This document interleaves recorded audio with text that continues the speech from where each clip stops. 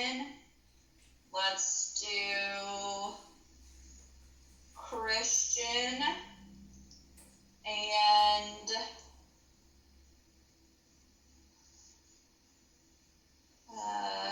Jasper. So, Avon, get us started.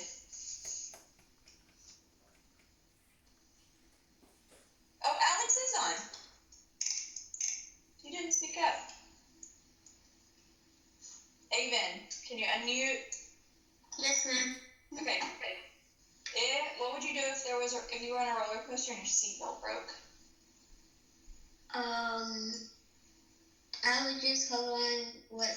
I would just hold on to something that was in front of me and hold on tight. Oh, and hold on tight. You're hoping for the best, huh? Mm-hmm. Awesome. Alex.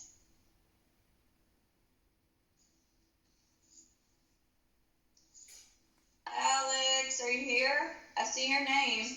Yeah. Okay. So what would you do if you were on a roller coaster and your seatbelt broke? I would try to stop the tracks. Oh, how would you do that? I would try to put my hand out and try to grab the tracks so all the cart would stop. Wow. That would be awesome. You would save the day for sure.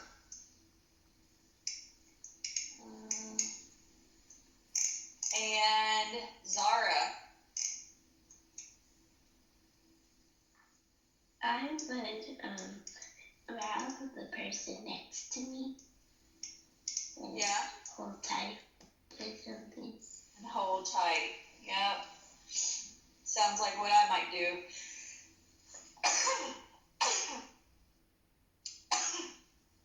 Excuse me. Thanks for sharing. Christian, what about you? If you were on a roller coaster and your seatbelt broke? I'll call the person to stop the roller coaster. How would you do that? What would that look like? How would you call them? On the phone? What would you do if you're on the roller coaster? There's no wrong answer. I'm just curious. What you thinking? Would you just yell really loud? Yep, that makes sense. That's what I would do too. And thanks for sharing. Then we got Jasper and Jonathan.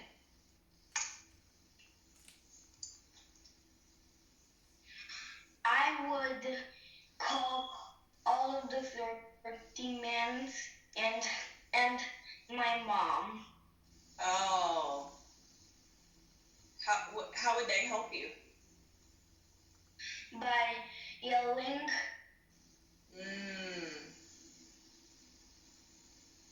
Awesome. Jonathan, what are your thoughts?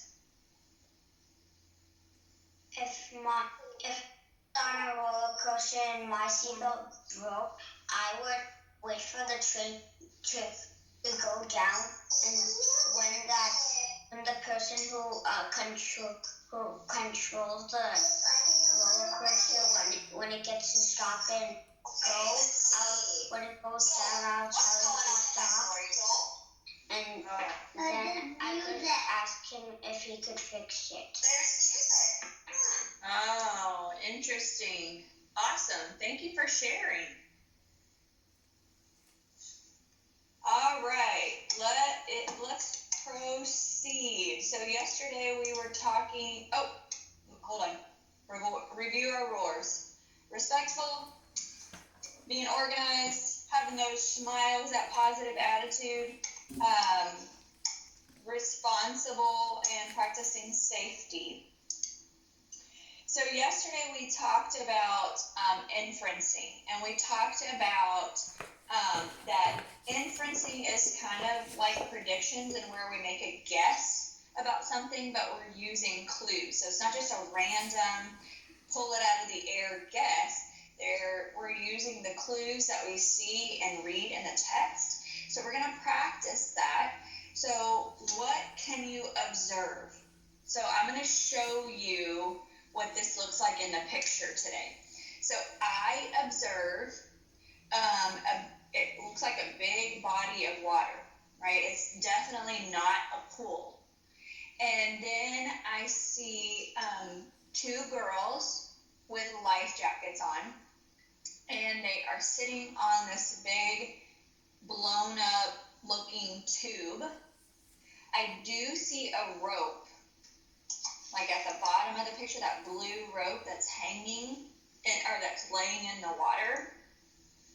So I can infer, based on this evidence that I see in this picture, I am inferring that they're at a lake because it looks like there's hills around it. So that does not look like the beach. Looks very different than the beach. So I'm thinking this is the lake, and they are tubing on the back of a boat. So a boat is pulling them, and that string then runs from the back of the boat to the tube, and they kind of surf in this tube. I've seen that before. I've done that before. So I'm using the evidence from the picture, my observations, and then I'm making a guess. I'm inferring based on the evidence and based on what I already know and what I've done, my schema, to guess that they're tubing on a lake in the back of a boat. What do you think? Do you think that inference is maybe close to what they're doing? Or do you think I'm way off? So, Melina, you're telling me with your hand, is that right? So, can you unmute yourself and share your thoughts?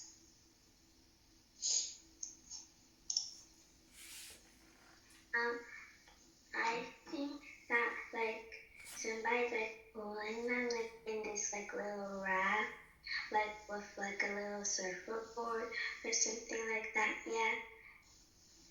Yeah. So it looks like a raft. Okay. So I can see that. I can see that kind of looks like a blow-up raft. Yeah. Like a boat. Yeah, I can see that. Okay. Oh, Avon, you're getting 2 thumbs up from Avon on that one, so he agrees with you. So maybe they're on a raft behind a boat on the lake, playing in the water. What do you think about that? Yeah? Okay. So I really appreciated the way Melina disagreed with me kindly. So she wasn't ugly, and she didn't say, you are wrong. She said, this is what I think. And then I used Melina's thoughts then, and that kind of changed my thoughts. Did you see how that happened? So when we talk to our friends and our peers and our classmates, and we listen in on what their thoughts are, sometimes that helps us revise our thinking. And that can also happen when we share our thoughts to our friends. That's why when I ask you a question, I really like for you to tell me that because. What is your thinking? Explain your thinking to me. I know that you guys do that in math with Mrs. Shakee. What is happening in your brain? That's so, so helpful. So we are going to read, let's see, let me go back. We're going to read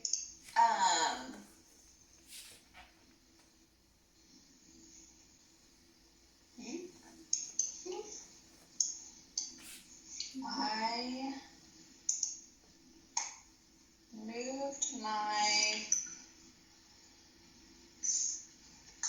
camera around, so let's see.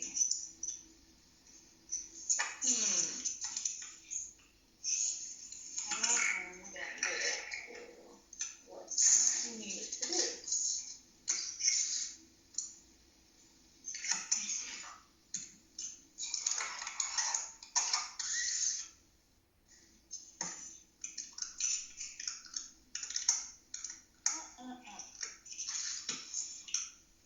yesterday, do you remember that we read Hawaii for Wadney Wat?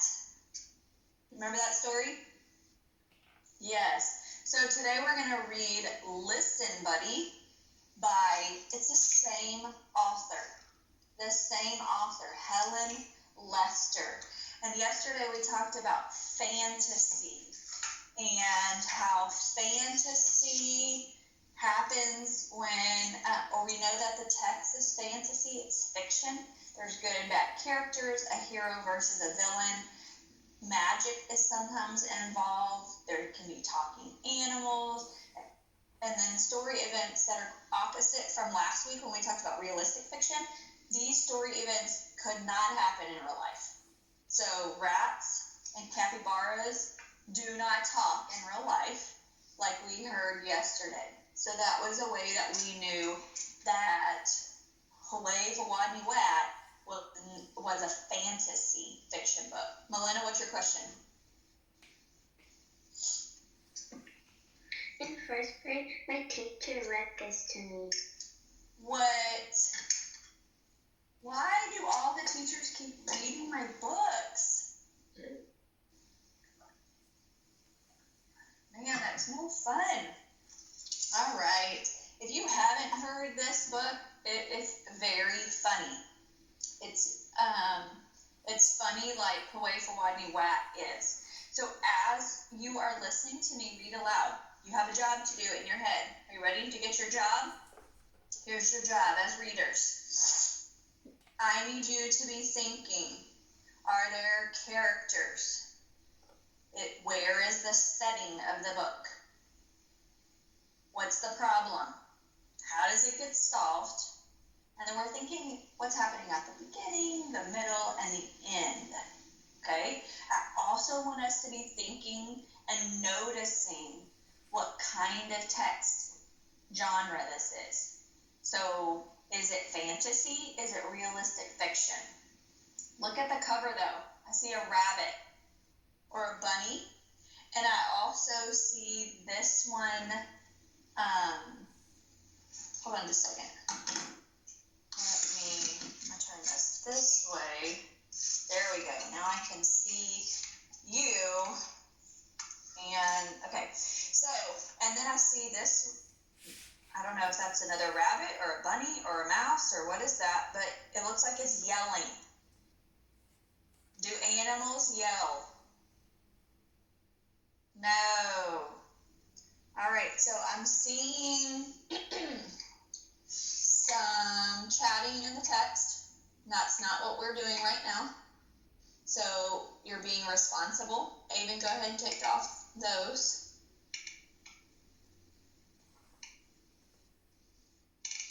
All right, so we're going to pause on the chat. We're not using that right now. And we're going to read Listen, Buddy. And I've given you a job as the listener.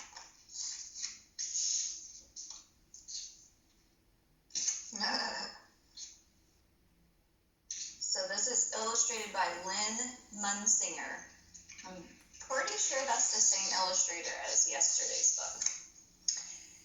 Buddy's father had a beautiful big nose. He was a great sniffer. He's sniffing the carrot juice. Oh, and then look right there.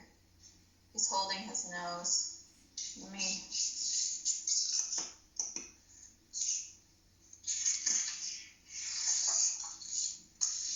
Buddy's mother had beautiful big teeth. She was a great chomper.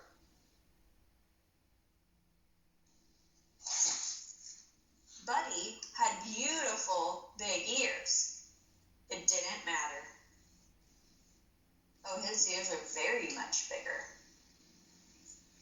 So far I'm noticing 3 characters, and then if I look at the illustrations, I think they're at their house.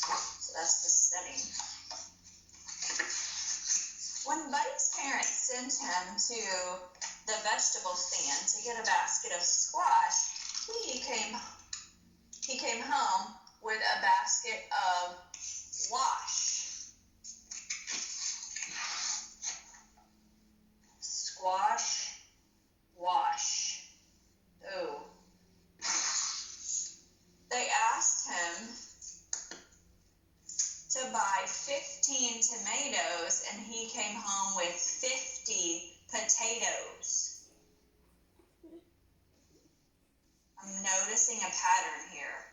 He's not bringing home the same thing he's being asked to bring home. Buddy's father said, "Listen, Buddy, will you please bring me a pen?" "Who?" asked Buddy. "You," said his father. "Will you please bring me a pen?" "A what?" asked Buddy. "A pen," said his father. "Will you please bring me a pen?" "Sure," said Buddy. Buddy's father said, "Listen, Buddy." Oh, what did he bring? A hen. You know what? I'm making a guess that Buddy can't hear very well. The author hasn't told me that, but Buddy keeps bringing the wrong thing after somebody has asked him. So I'm inferring, based on what's happening in the text, I'm thinking that Buddy can't hear. Wonder if I'm right. Buddy's mother said, "Listen, Buddy, will you please get me a slice of bread?" "Who?" Buddy. "You," said his mother. "Will you please get me a slice of bread?" "A what of what?" asked Buddy. Oh, goodness. "A slice of bread," said his mother. "Will you please bring me a slice of bread?" "Sure," said Buddy. Buddy's mother said, "Listen, Buddy." Oh, my goodness. Look at what he brought. A slice of bed, not bread. Ay, ay, ay, Buddy. No wonder. Listen, Buddy. Yeah, I'm really thinking, because we have 2 more examples now of him not hearing the right thing. Somehow, Buddy's mind was always wandering too far away from those beautiful... Hold on. Somehow, Buddy's mind was always wandering too far away from those beautiful ears. His parents tried yelling, "Listen, Buddy!" They tried whispering, "Listen, Buddy!" Nothing worked. If he's sleeping and they're yelling at him, nothing. He doesn't hear anything. One day, Buddy got permission to go for a long hop. He had never before been allowed to go beyond the vegetable stand. "Listen, Buddy," his parents warned him. Uh-oh, they're saying, "Listen, Buddy." In the past few pages, every time they say, "Listen, Buddy," he doesn't get it. He's not getting it correct. Let's see. I'm predicting something not good is going to happen. "Listen, Buddy," his parents warned him. "Just remember that at the end of the road, there are 2 paths. The path to the left will lead you around the pond and back home, but the path to the right will lead you to the cave of the scruffy varmint. And that scruffy varmint has a nasty temper, so be sure you take the path to the left." "Right?" asked Buddy. "Left," said his parents. "Right," said Buddy. And with a salute of his paw, he hopped away. And I'm making another prediction. I'm going along with my prediction here that something bad is fixing to happen to Buddy, especially now that we know that the path on the right has a scruffy varmint, and Buddy can obviously not hear. Feeling very grown up, Buddy hopped along past the vegetable stand and on to the end of the road. "Now let's see," he pondered. "Was I supposed to go left or right? Or right or left?" He thought as hard as he could. The last thing he said was right, so it must be right. Right he went.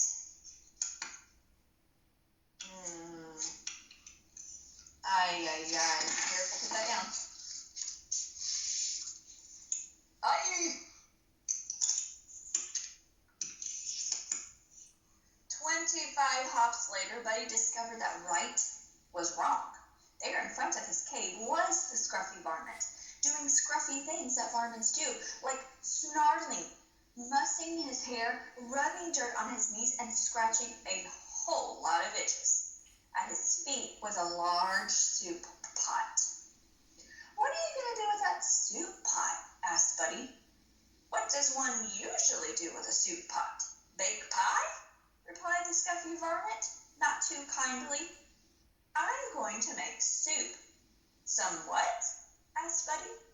Soup, snarled the scruffy varmint. Look, keep out. I wonder if that says stay away. It's right there, I can't see it.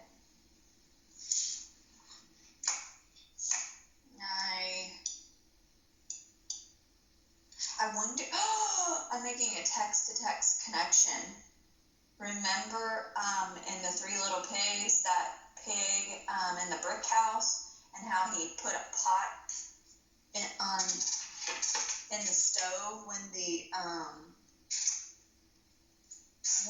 the wolf came down the chimney? Oh my goodness, I'm thinking that this pot here and that scruffy varmint, not going to work out well. Buddy had forgotten his parents' warning about the scruffy varmint. He asked eagerly, "May I help?" The scruffy varmint was not fond of having company, but with help, he'd have a soup sooner. So he said, "All right, Bunny Rabbit, come help me gather firewood."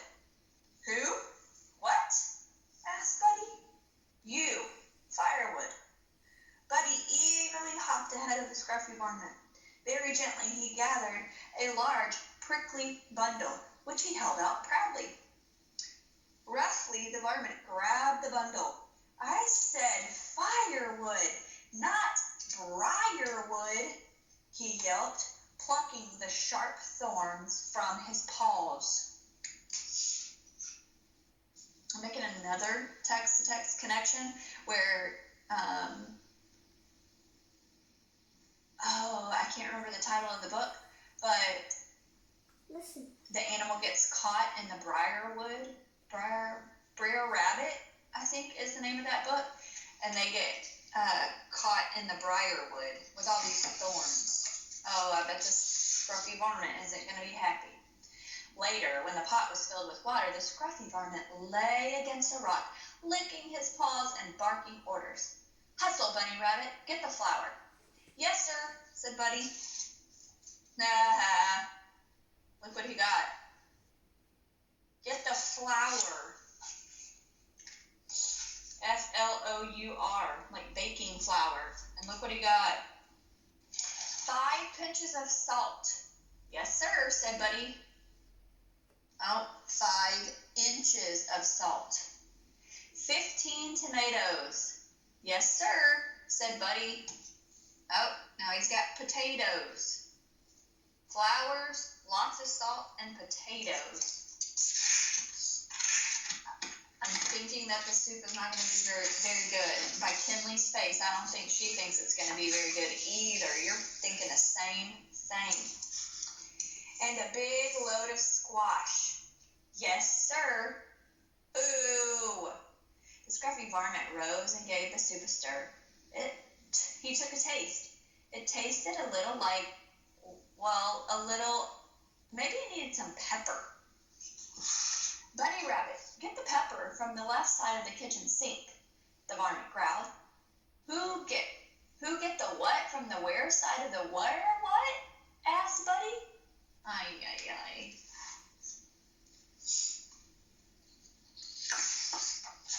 The scruffy varmint repeated. Who get the what from the where side of the where what? Never mind. He stalked to the kitchen and got the pepper himself and sprinkled it into the soup. "There," he snarled. "Now, Bunny Rabbit, put the soup on the fire." Buddy put the soup in the fire. Oh, man. Man, I can see from your reactions, you are thinking something either funny or something bad's about to happen. The fire went hiss.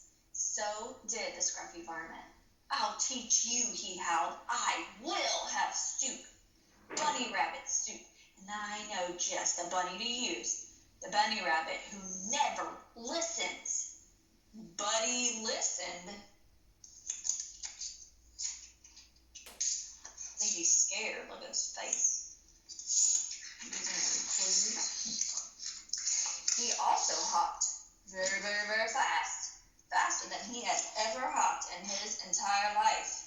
He whizzed up the road past the vegetable stand and to the safety of his house.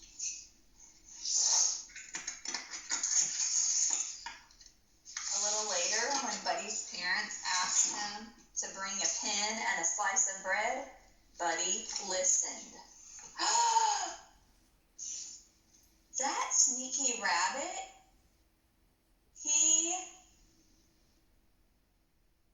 did not, he couldn't.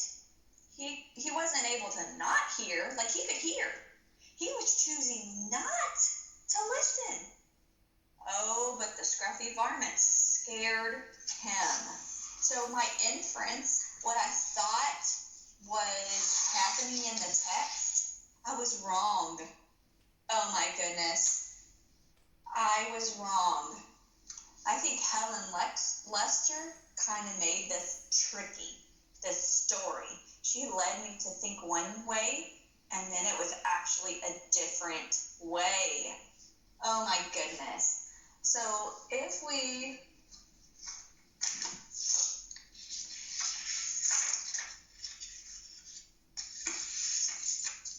making inferences, when the author doesn't tell you everything he or she wants you to infer.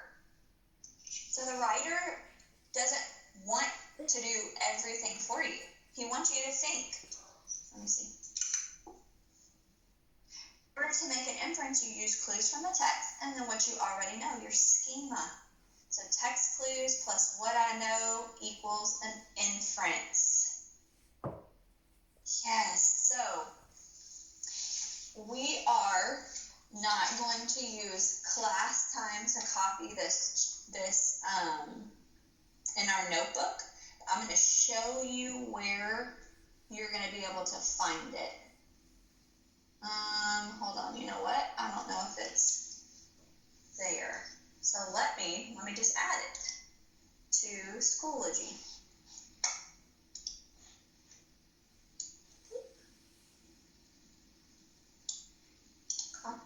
Save file, save as.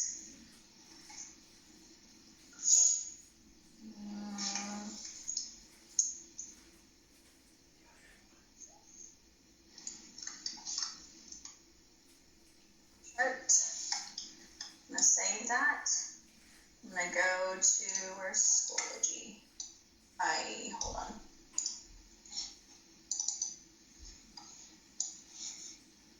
Use my one link to sign in today.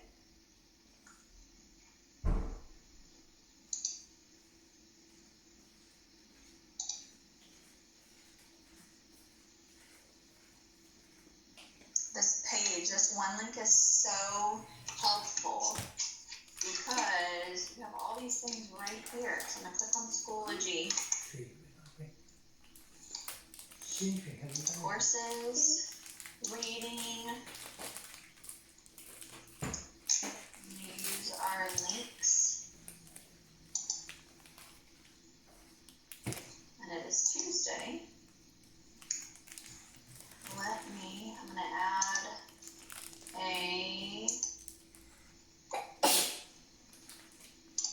file.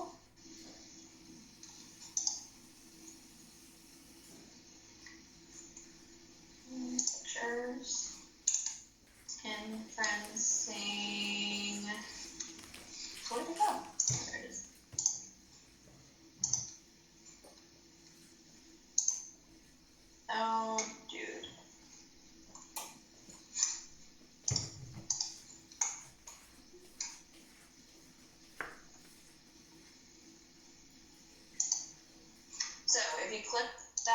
picture, there is your inferencing anchor chart.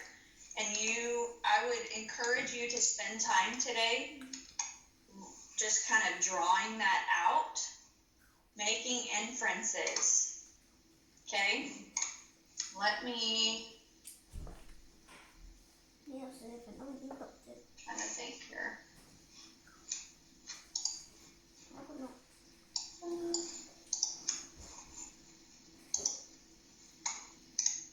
going to go ahead and there's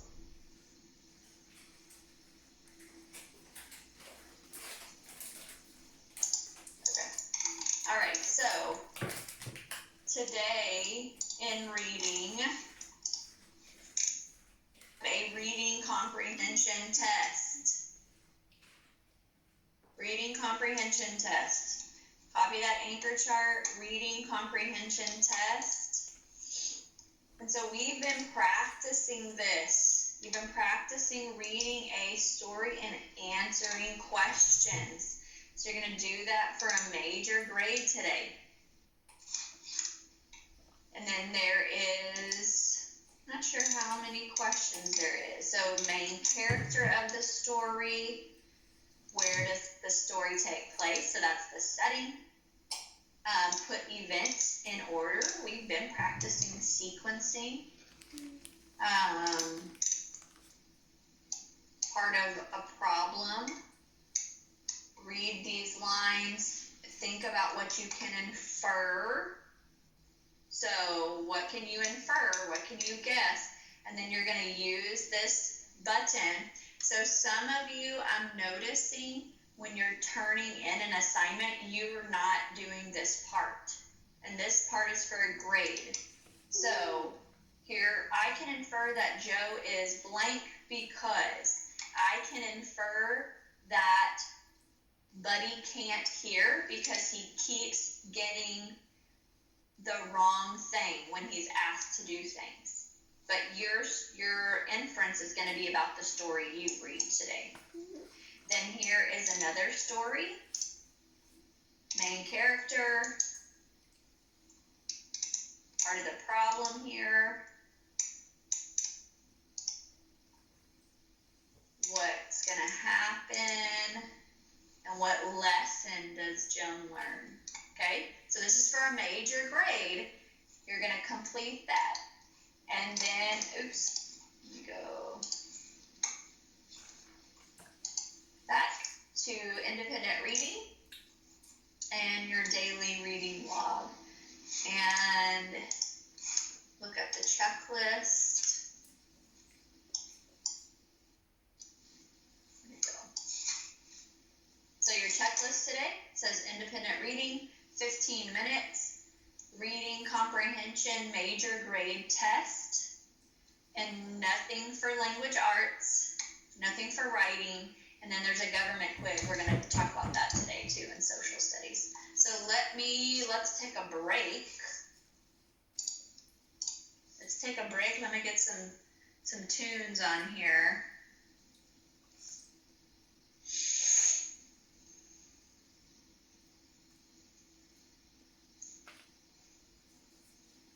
Take a wiggle break. Eugene, what's up?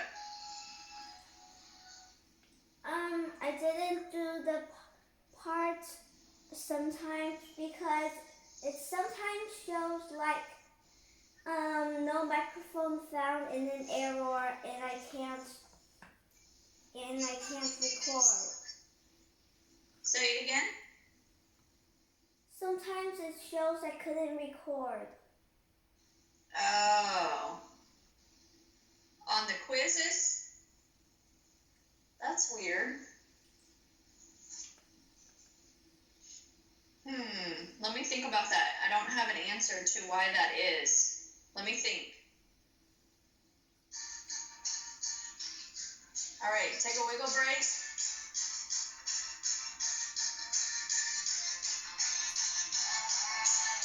I love those wiggles.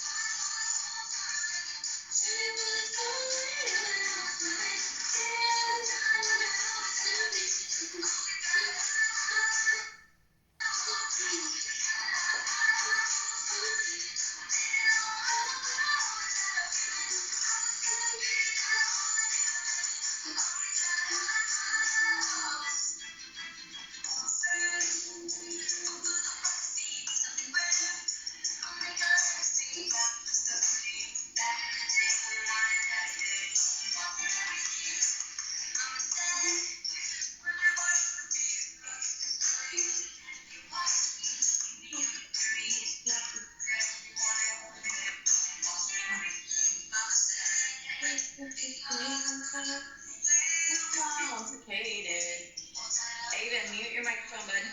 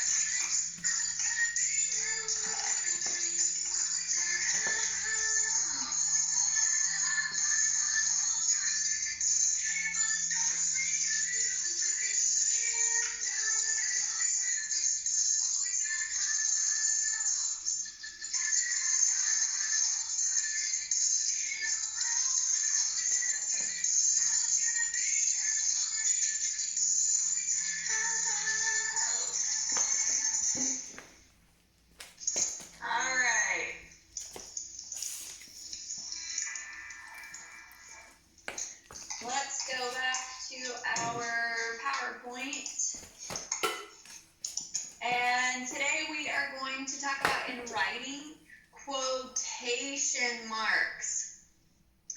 I noticed that in that book, Listen Buddy, there was characters and they were talking, right? And did you notice how the author used quotation marks? Do you even know what quotation marks are? Let's look. There's Jerry and Sam. Do you want to play? Said Sam. So, here are the quotation marks. They look like two hanging commas almost together, right? Aiden, what's up?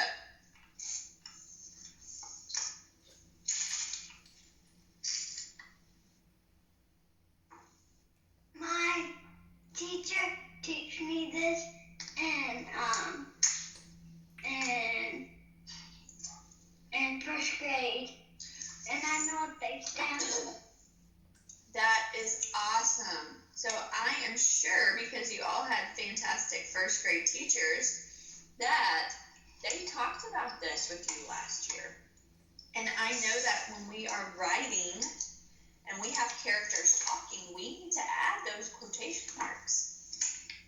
So we can learn from authors like Helen Lester and how she does it. So here's the quotation marks. The dialogue tag, that just means who said it. How do we know who is actually saying the words? Okay, said Sam. So, I have homework to do. Replied Jerry. Replied Jerry. So Jerry is talking. Here's the quotation marks. And there's the dialogue tag. So Jerry is talking, and this is what he says. I have homework to do. Okay, I'll see you later, shouted Sam as he raced to join the gang. Quotation marks around what was said, exactly, what words would have come out of Sam's mouth. And here is who said it. And I also like the way they have changed the word said. So it's not said Sam, said Jerry, said Sam.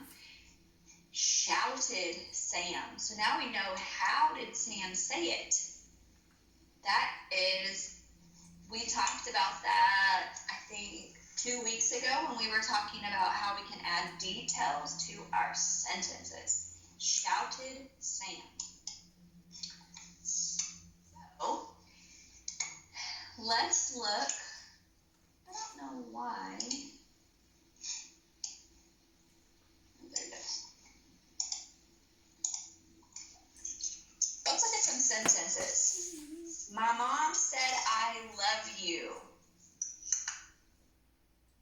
Let's see if we can get that focused. My mom's? Ew.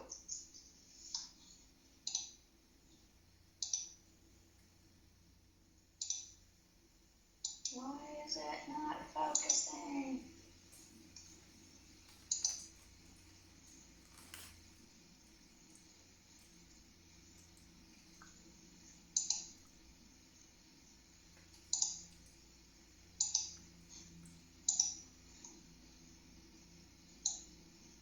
Here we go. Let's try this.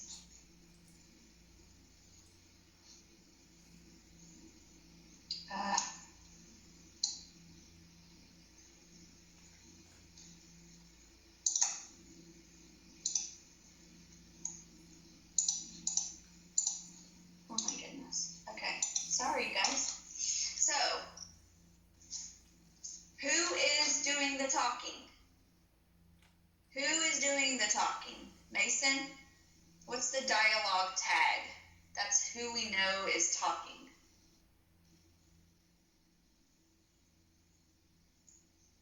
Your mom's talking. What'd you say? That I know in the sentence that it said my mom said. Yeah. So I know that it's your mom that's talking. Yes, my mom said. Here's the dialogue tag. Mom said. Okay. So,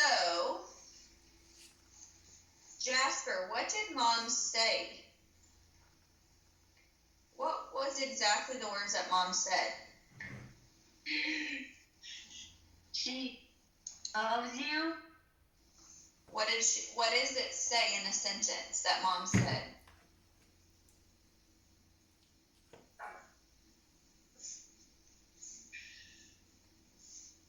I love you. So we're going to put quotation marks around what she said, right? And then I'll put my period right there. My mom said, I love you. Okay.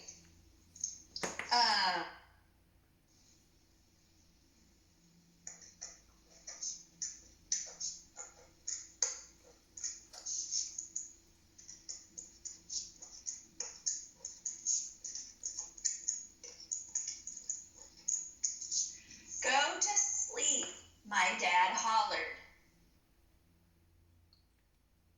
Aiden, what does dad say?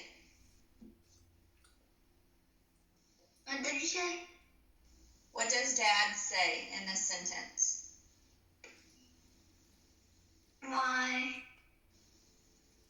dad hollered. Yeah, what did he holler?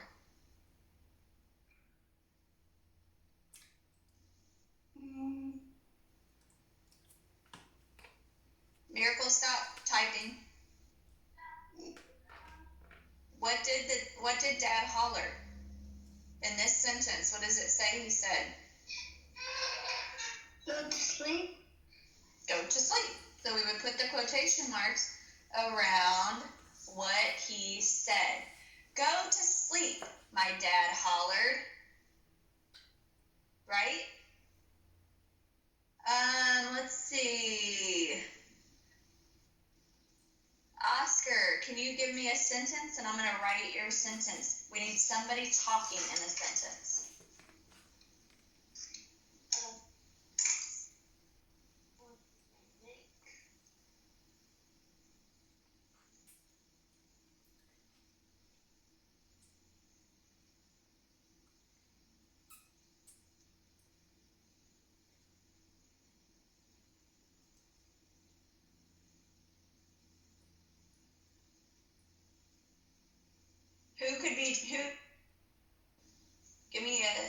person?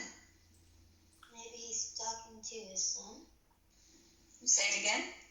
The sun. The sun? Yes. Okay. So, Miracle, what does the sun say?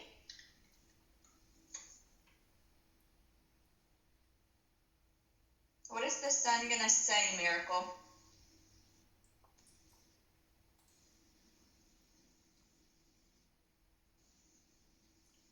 Miracle.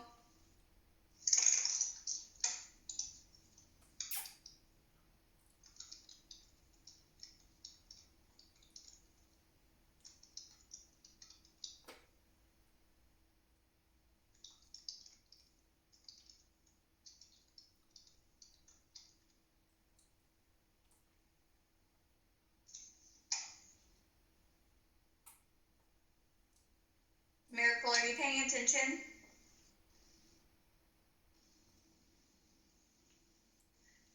Okay, let me get Kenley to help. Oscar said the sun is saying something. So what does the sun say? Good morning. Good morning. So, good morning. The sun said. So, Eugene, where am I putting quotation marks? Around what words? Good morning. Good morning. Because why? It's good morning because after the good morning, it's already on who is saying it. And Right. the son is saying good morning to the dad. Yeah, the sun is saying. The words that are coming out of his mouth are good morning. So we would put the quotation marks around what he said. The son didn't say, the son said, only the son could say good morning. Yes. So the sun does not get up out of bed and say, good morning, the sun said. Miss Centel does not say, good morning, students, Miss Centel said. I don't say that, right? I have to write it in my writing because I have to let the reader know who is saying it. But if I'm talking, I just say, good morning, and I put that in quotation marks, right? So, here's what I want you to do, and it's not in your assignment today. But you know how we have, let me take it off so you can see my face.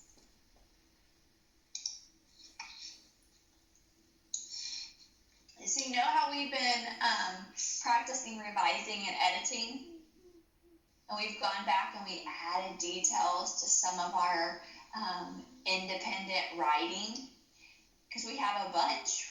Remember, good writers write every day, and so we have in our notebook all this free writing that we've done.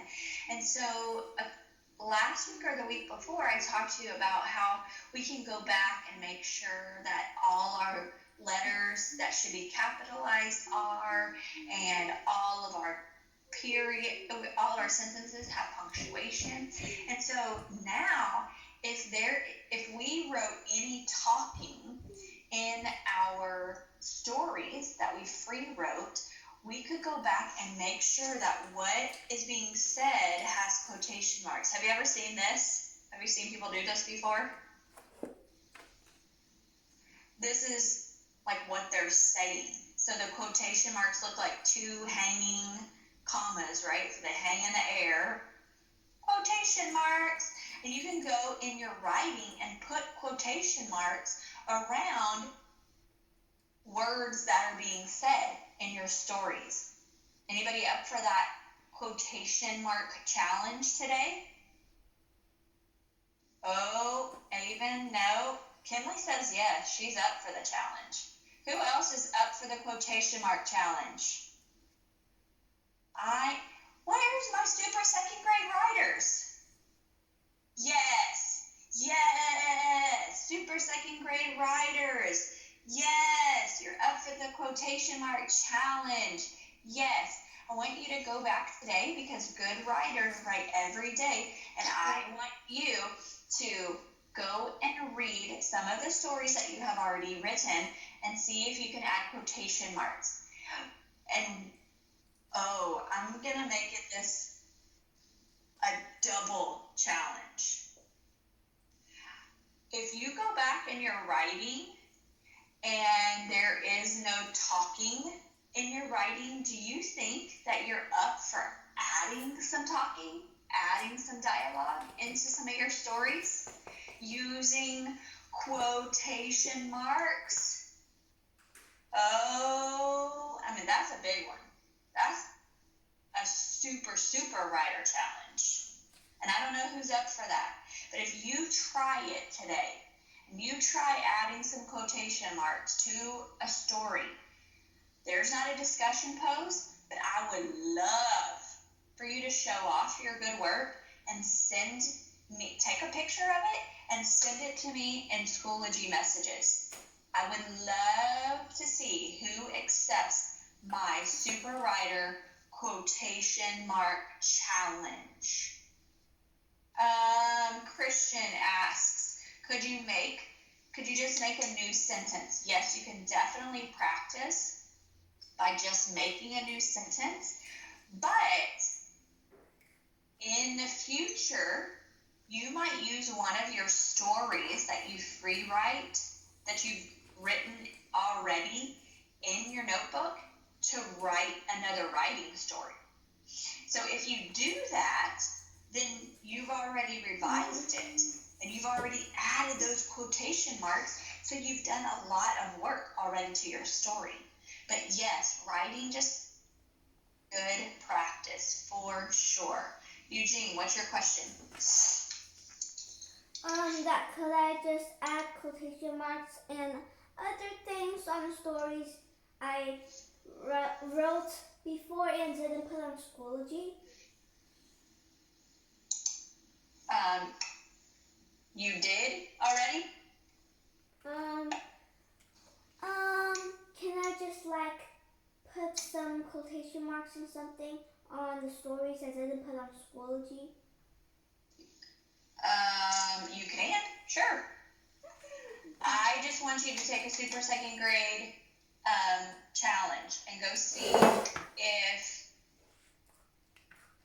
you can add some quotation marks. Aaron, what's your question?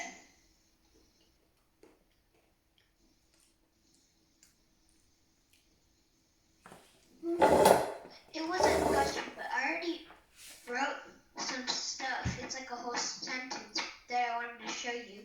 So I'm gonna make my background off blur. Okay. So you can see it. Okay. Christian's got this. I even put that down. Kinley, I see your hand. Just give me 1 second. Looks like Jasper's already writing.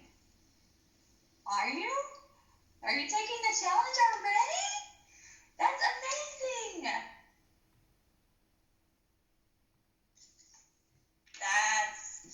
I'm super proud of that.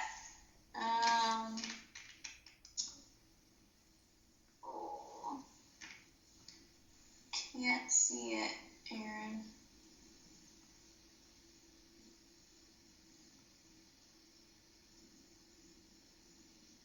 I can see some of it, and that looks amazing. Wowza. That is so great. I'm super proud of you. Y'all are rock stars. Kinley, what's your question? So can you just create a whole new story? Yes, please. Have at it. You know what? I will never say no to writing another story. If you want to write, you do it, girl. You get it. You do you and be a fantastic writer. Eugene, you too, because I know that you love to write also. All right, you guys, let me get another song and we're going to transition to social studies. We're going to do some reviewing today before for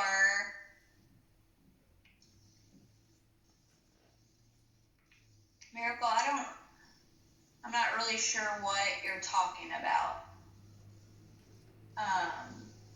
If you have a question though, let me know. I'm kind of lost what you're talking about, but if you have a question, I would love to help you. Just, you have to give me more information.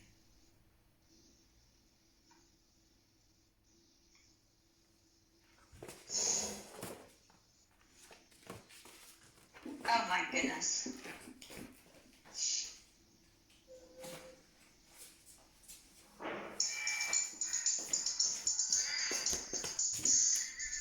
Social studies notebooks. Go ahead and switch that out. Inside my bones. So electric, baby, when I turn it on. All to my home.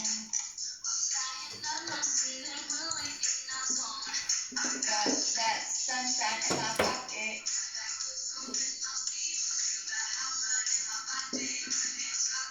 Ooh.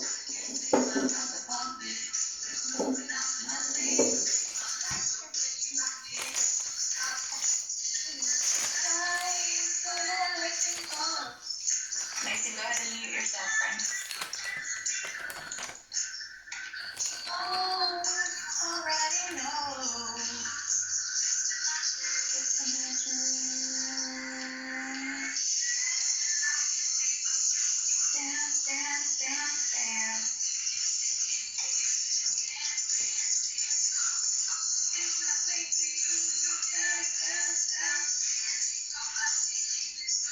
Dance, dance.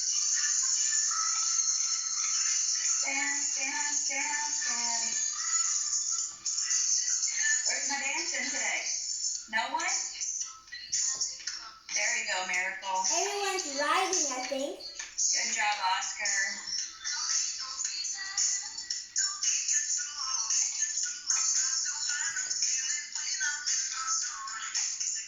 That's sunshine in my pocket. In my pocket. Woo!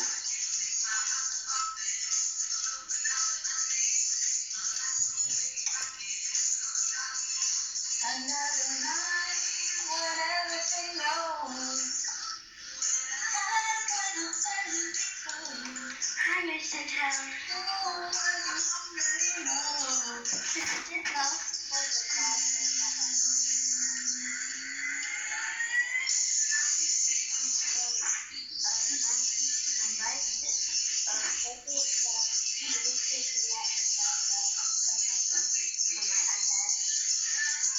Okay.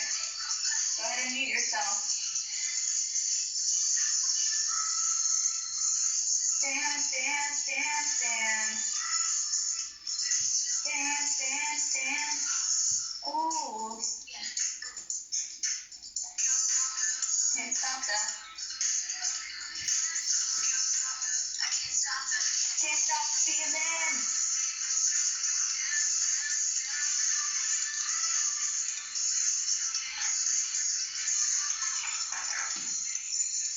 Dance, dance, dance, dance.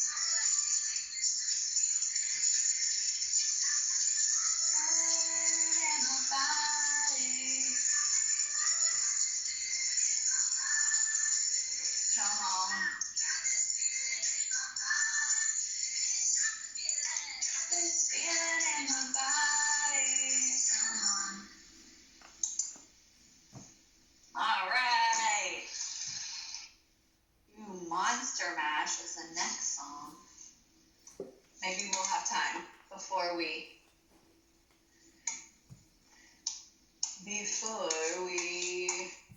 have to leave.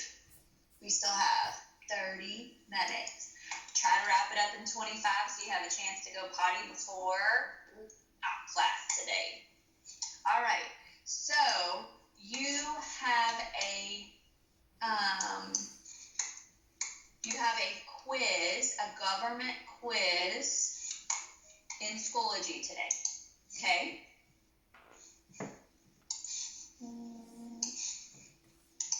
Sorry, I'm letting people in here.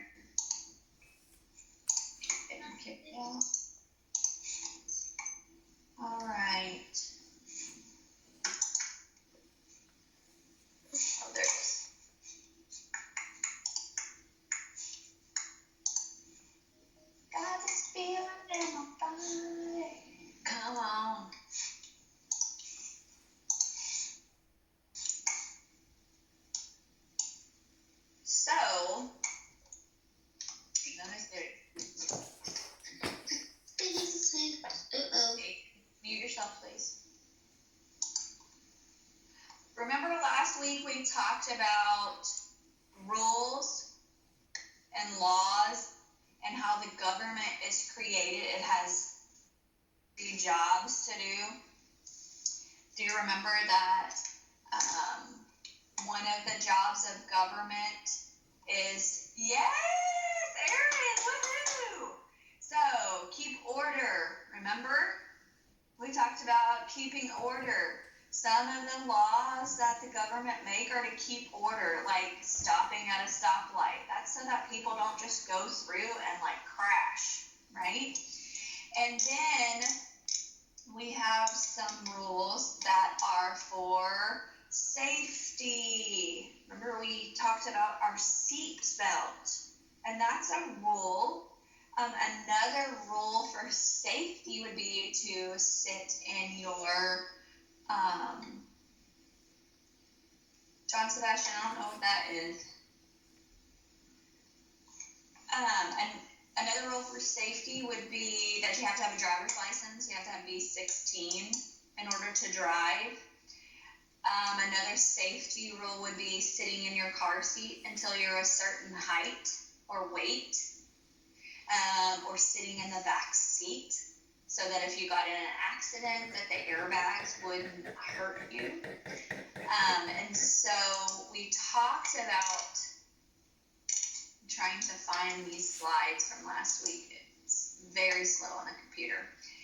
And so then we also talked about that another job of the government is to, Aaron, yes, Aiden, what did we, manage conflict. What did we do?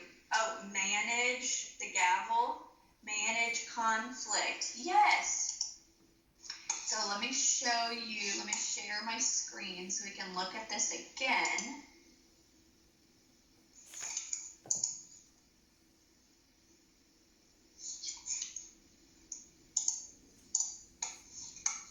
So remember the slide from last week? We have providing order. Show me the sign for providing order. Providing order and providing security is the seatbelt. Providing security. And then managing conflict. So a judge would manage conflict, right, with his gavel. We also talked last week about how a police officer, when he's called to the scene of an accident, he would manage conflict. Other people that would manage conflict at school might be me or Mrs. Shakib, right? The teachers could help manage conflict. Ms. Schwinger would help manage conflict. And I think we talked about if we did something that we weren't supposed to, I'm not really sure what's happening in the chat. It kind of looks like math talk, but we're in social studies. And Miracle, I've talked to you a couple of times now that we're not using the chat. So that needs to stop. Let's look at, remember we talked about wearing a seat belt and that being security. Judges decide if somebody's broke the law. Where does that go? Remind me. Managing conflict. I saw your hand motions. Stopping at a stoplight. Where would that go? Good job, Maxwell. Order.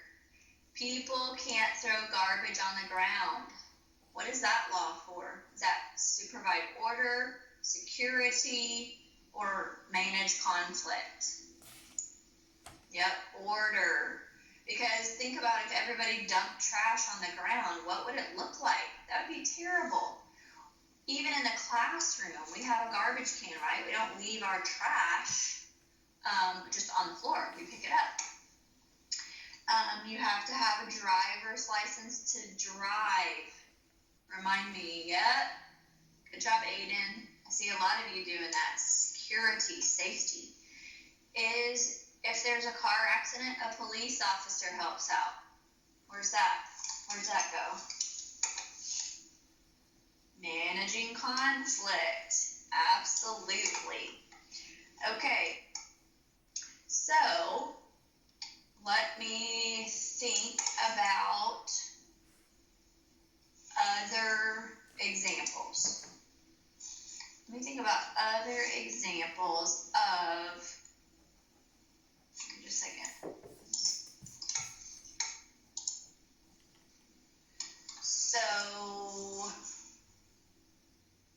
if we think about our classroom and at school, would a rule that keeps order in our classroom, give me a thumbs up or thumbs down, stay in line when we walk to lunch. Is that a rule that we have to keep order in the school? Stay in line when we walk to lunch? Yeah. Do we have a rule that we're allowed to jump on our desks and that keeps order? No. Running around the classroom. That would be safety, wouldn't it? Yeah. Screaming when the teacher is talking. Boo. Boo, no. So keeping order in the classroom, a rule would look like staying in line to walk to lunch. Stop signs. Stop signs, what? They can be safety, but why do we have stop signs? Order. Yeah, it's so that we all don't get to a crossing, an intersection, and everybody just takes off. There's rules, so you go to the stop sign, and if you were there first, then you are the first one to go, right? So there's that order in which we can go through the stop sign. Having the law to wear a seatbelt helps our community. So seatbelts provide safety or security, yes.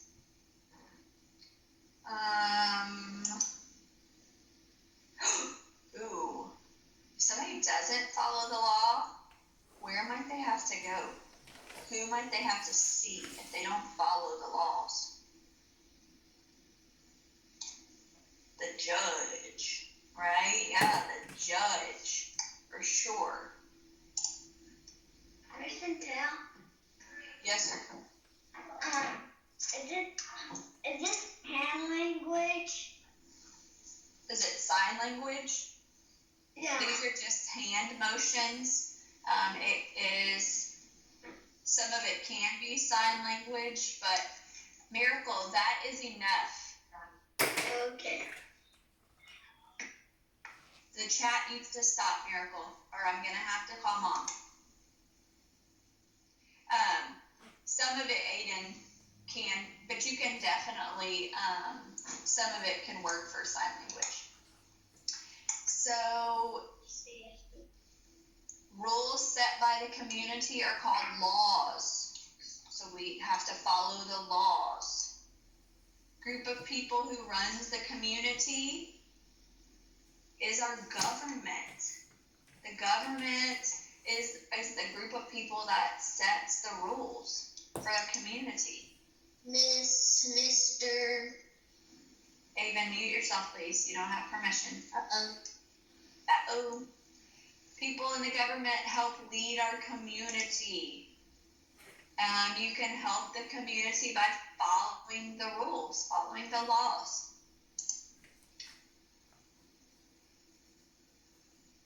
All right. Okay, so here's a fun activity. I have some funny rules or laws that I want us to look at. I feel like you're gonna laugh at some of these. I read them and I just could not believe what kind of crazy laws there are. Let me share my screen.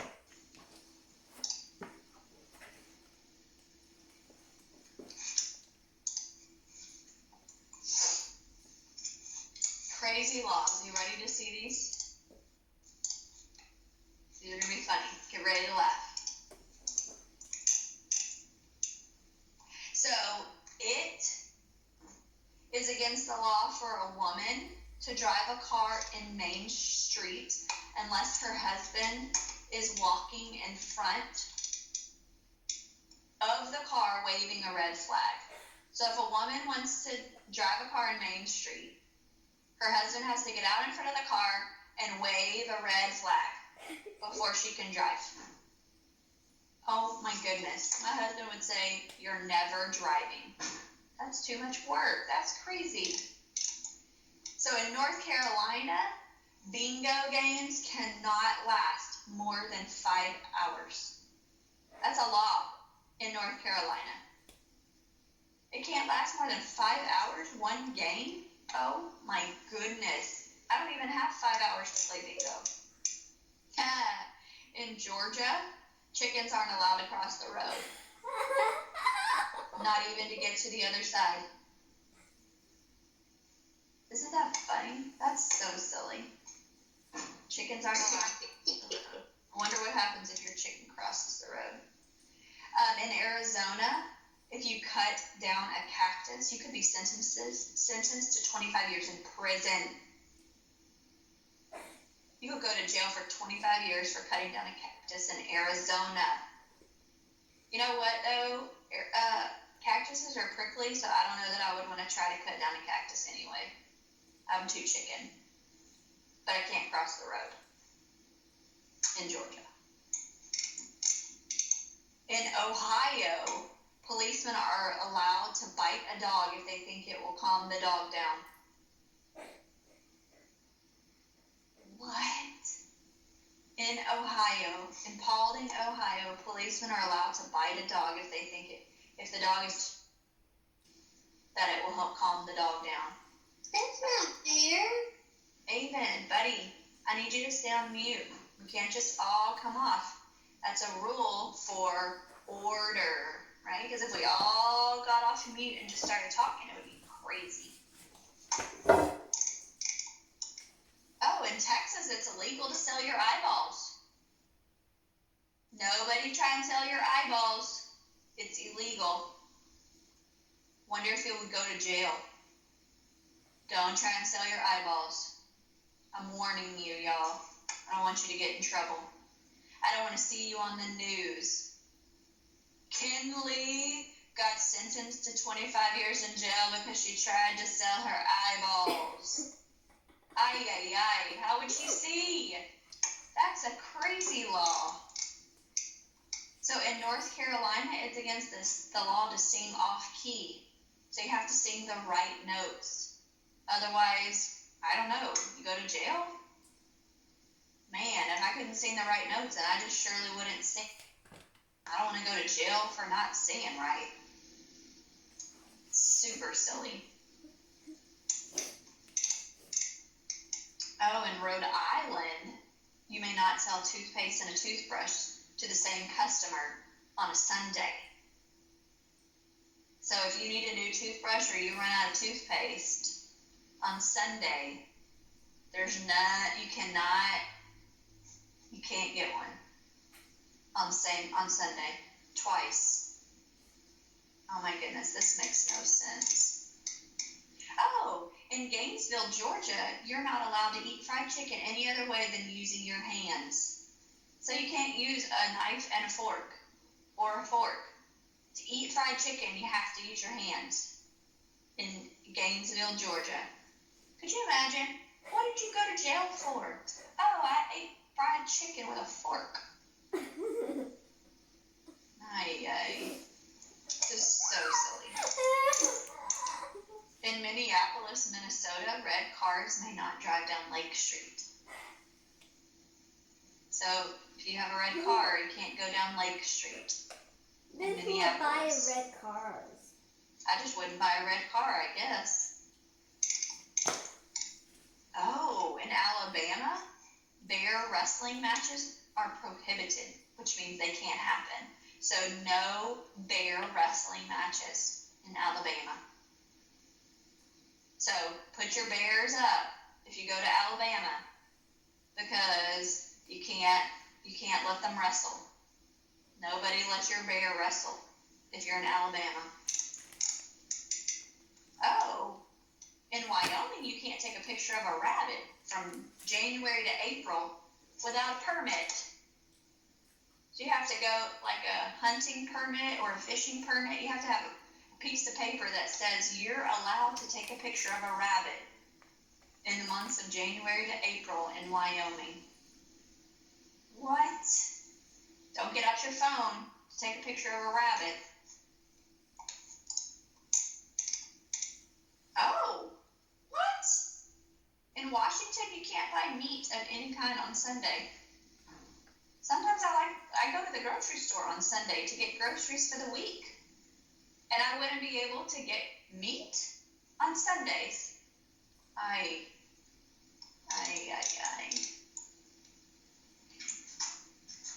It's on. Oh, that's okay. I'm gonna go get that princess where she needs. Okay. In Indiana, it's illegal to attend a public event or use public transport within 4 hours of eating onions or garlic. I guess because those two foods make your breath stink. So you can't ride on the bus or a train in public 4 hours after eating it, so nobody has to smell your stinky breath. Otherwise, you go to jail. Go to court and see the judge for stinky breath. Oh my goodness, in Idaho, it's illegal for a man to give the lady he's going to marry a box of candy that weighs more than 50 pounds.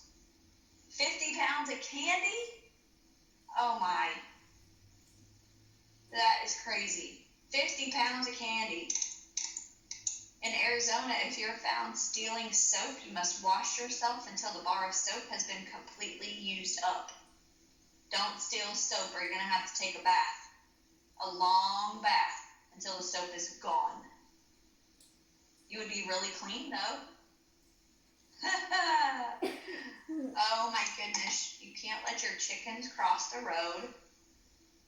So many silly rules. Or laws. Those aren't even rules. Those are laws in some places. That's so crazy. So, let's remind our asynchronous checklist today. Independent reading for 15 minutes. You're going to take that reading comprehension test, those 2 stories with the questions. And it's going to go over who are the characters, the setting, the problem, what was the lesson that was learned, what can you infer, okay? Then you have a no language arts, but I asked some of you if you were willing to take on the super second grade writer challenge of adding quotation marks to your stories for dialogue. Let's see who does it. I'm looking. And you have that government daily quiz. Daily grade for government, and we went over it, and that is the rules, the laws for keeping order, for security or safety, and managing conflict. Okay, so that is it for today. Anybody have any questions before we hop off?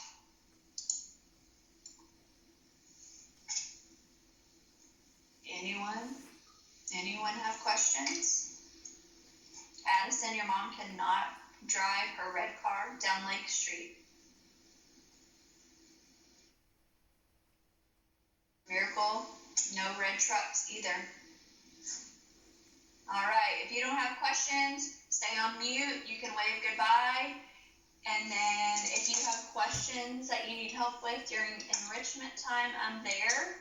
Don't come on if you're just going to sit and stare at me, because you have things to do. So come on if you have questions and I can help you.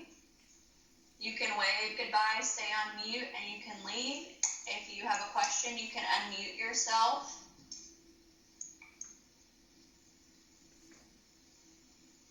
What's your question, Aiden? By Maxwell. Do you know about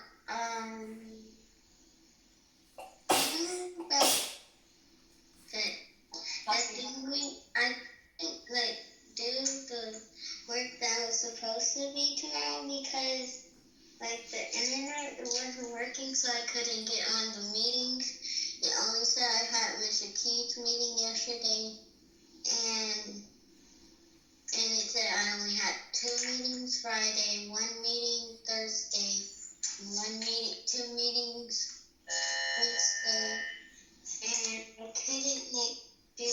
so I'm gonna have to do it right today.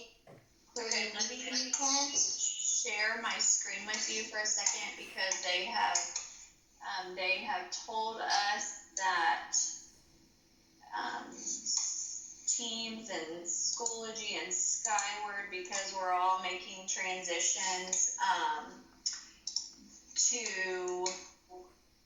to new classes and stuff, some of us, so everything's kind of crazy, but I'm going to show you in your reading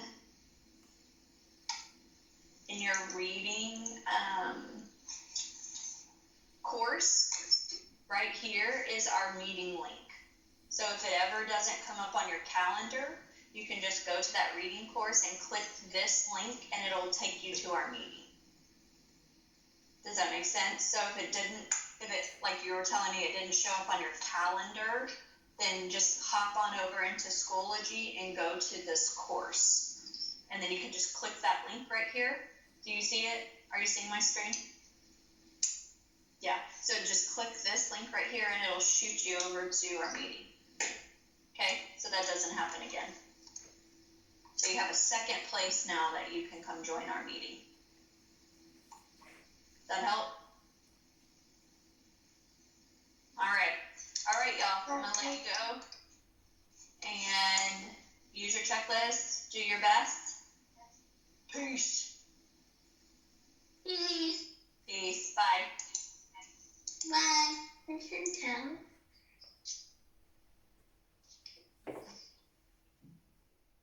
Listen to.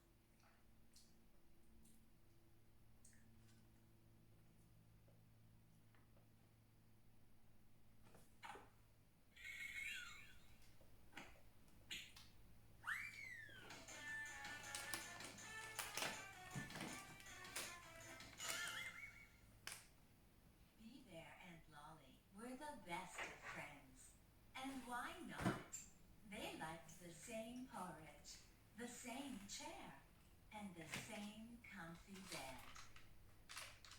They did all sorts of stuff together, skipping stones, playing in the sand, finding snacks, looking at books, creating masterpieces, playing catch. As summer came to a close, Bear was thinking about the first day of school. Kindergarten starts next week, he said. I can't wait to do math, science, and spelling, and learn to read. What are you excited about, Lolly? She grinned. I'm excited about recess. Bear laughed. Oh, golly, Lolly.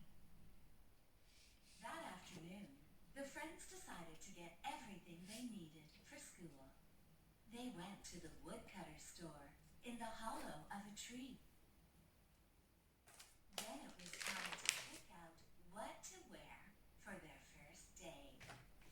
Too big, too small, too hot, too cold, too dark, too bright, too silly. Finally, they found outfits that were just right.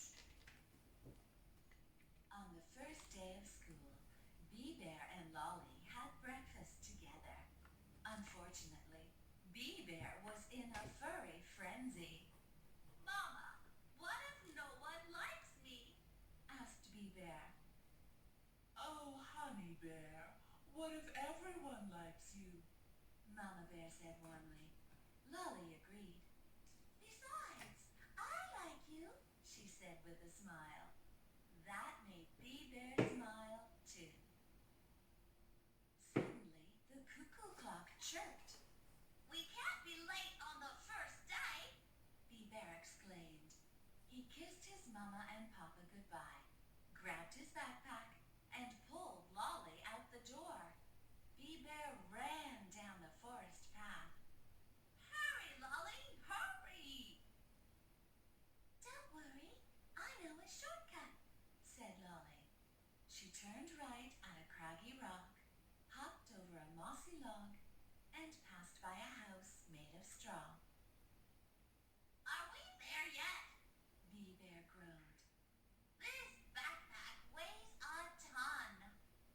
Why did you bring so much stuff? Asked Lolly. I had to be prepared, Bear said. What about you? Where's your stuff? Right here, said Lolly, pulling a pencil from her hair. But I may have packed too much. The pair came to a tree that had fallen across a stream. Now, said Lolly, here's the tricky part. What? Convincing me to walk over that? Asked Bear. Lolly took a few steps across. She turned and said, Come on, babe. Don't call me baby, Bear exclaimed. I'm a big bear. Bear took a deep breath and bravely walked forward. His claws dug into the wet wood. But Lolly didn't have claws. She just had new shoes that were very slippery. Bear reached for his friend. Whoa! Splash! Bear swam over to her. Lolly, are you okay? That was so much fun, said Lolly. Let's do it again. Bear almost agreed, until he realized that his backpack was gone. Looking around, he saw all his school supplies floating down the stream with the current. My stuff! He cried. Come back! He yelled to the forest creatures taking his school supplies. But it was no use. Come on, Bear, Lolly said gently. It's time to go to school. No, I needed those, cried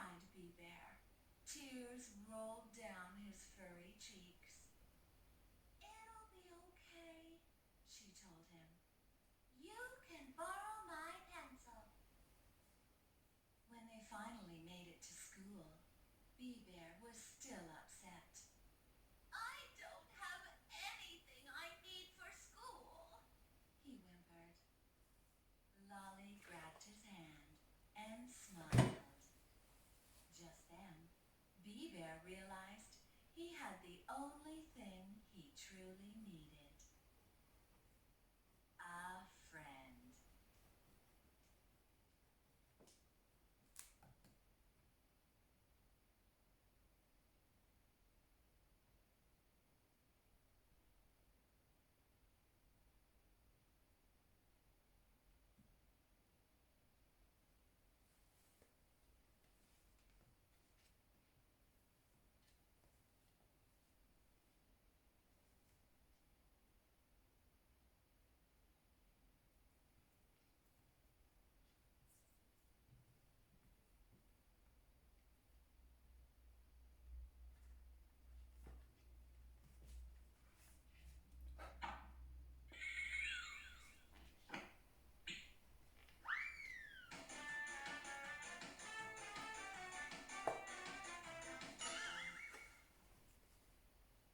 There were many things that Jesse Williams could do well. He could play 6 songs on the guitar, he could change his little sister's diaper while she was standing, he could throw a great curveball, and he was a really fast skateboarder. But getting to school on time was not one of those things. His teacher, Mrs. Milquetoast, had warned him many times about being late. So on Monday morning, he skipped breakfast, hopped on his skateboard, and got an early start to school. He couldn't wait to see the look on her face when he strolled into class 15 minutes early. He was gliding along on the sidewalk when, all of a sudden, his skateboard hit a rock and Jesse lost his balance and fell. The next thing he knew, he was opening his eyes, feeling groggy and confused. He even had a bump on his head. When he looked at his wrist, he realized he wasn't wearing his watch. Oh no, he thought as he climbed up the stairs of his school. Of all the days for this to happen.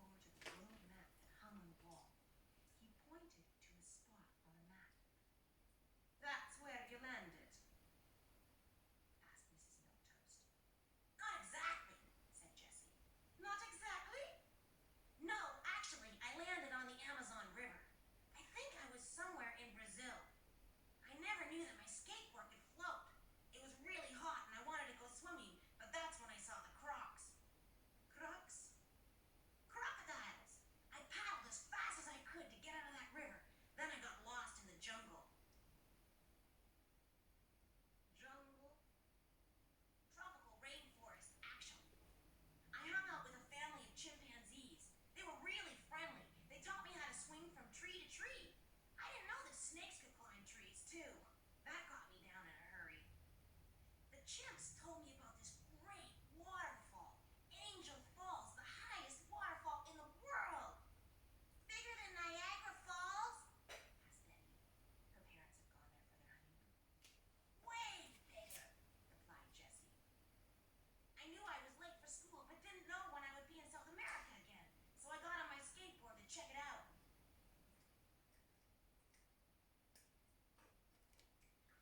Let me get this straight, said Mrs. Milktoast. You went to see a waterfall. Well, that was the plan, but my skateboard had other ideas. The next thing I knew, I saw this huge ocean below me. It was the Atlantic Ocean, one of the world's 5 major oceans. Jessie had no idea where he was getting all this information. Anyway, I sort of figured that it was getting really late, but I forgot my watch at home. I knew just where I could find out what time it was. Where was that? Big Ben, of course. Even Mrs. Milktoast was speechless for a minute. The classroom was silent until she said, with a clearing of her throat, You are referring, no doubt, to the clock in London, England? Yeah, the biggest clock tower in the world, and I almost panicked when I saw the time. Then I remembered what you taught us in class. England is 5 hours ahead of us. Mrs. Milktoast smiled, but only for a moment. Aren't you glad you were here for that class? I sure am, especially since my stomach was growling at me and I was afraid that I missed lunch. Thank goodness it was only 11:45 our time. And what were your plans for the mid-afternoon meal? Mrs. M inquired. Well, I checked in my lunch bag and my mom had made the usual, PB&J. Don't get me wrong, I love a good peanut butter and jam sandwich, but I really had a craving for Chinese food. And what better place to go than... Jessie walked over to the globe and pointed. So you're telling us that you went to China to have lunch? Mrs. Milktoast seemed a bit doubtful. In fact, even Jessie's classmates looked bewildered. Yeah, a picnic right on the wall. You picnic on a wall? His friend Benji asked. Sure, the Great Wall of China. Did you know that the Great Wall of China is the only structure on Earth that is visible from outer space? Wow. The class was impressed.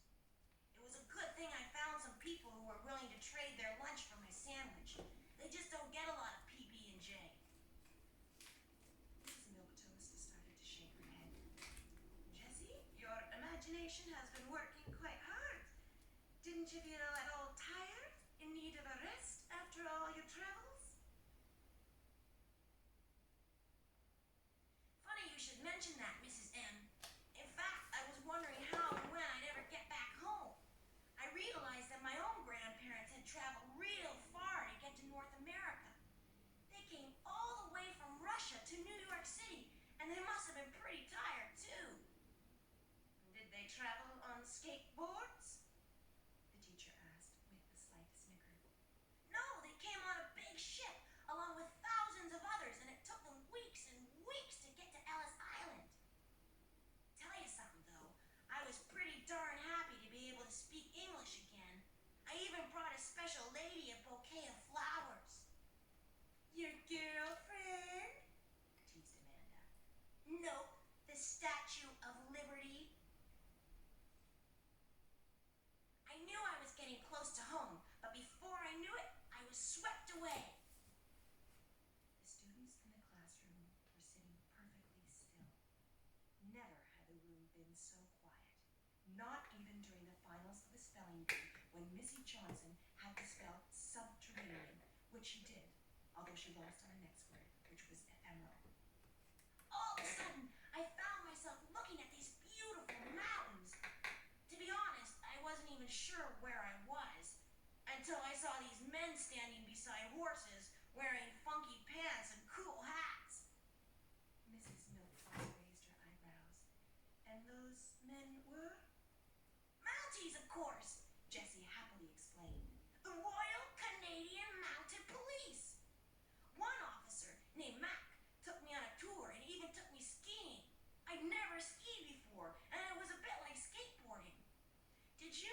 the ski lift at Whistler, British Columbia takes you up a mile in the air? After being at such a high altitude, I felt I needed to get down. And I mean way, way down under. Can anyone guess where I went next? Jessie was clearly starting to enjoy being at the front of the class. The sewer? Asked Robbie. No. The subway?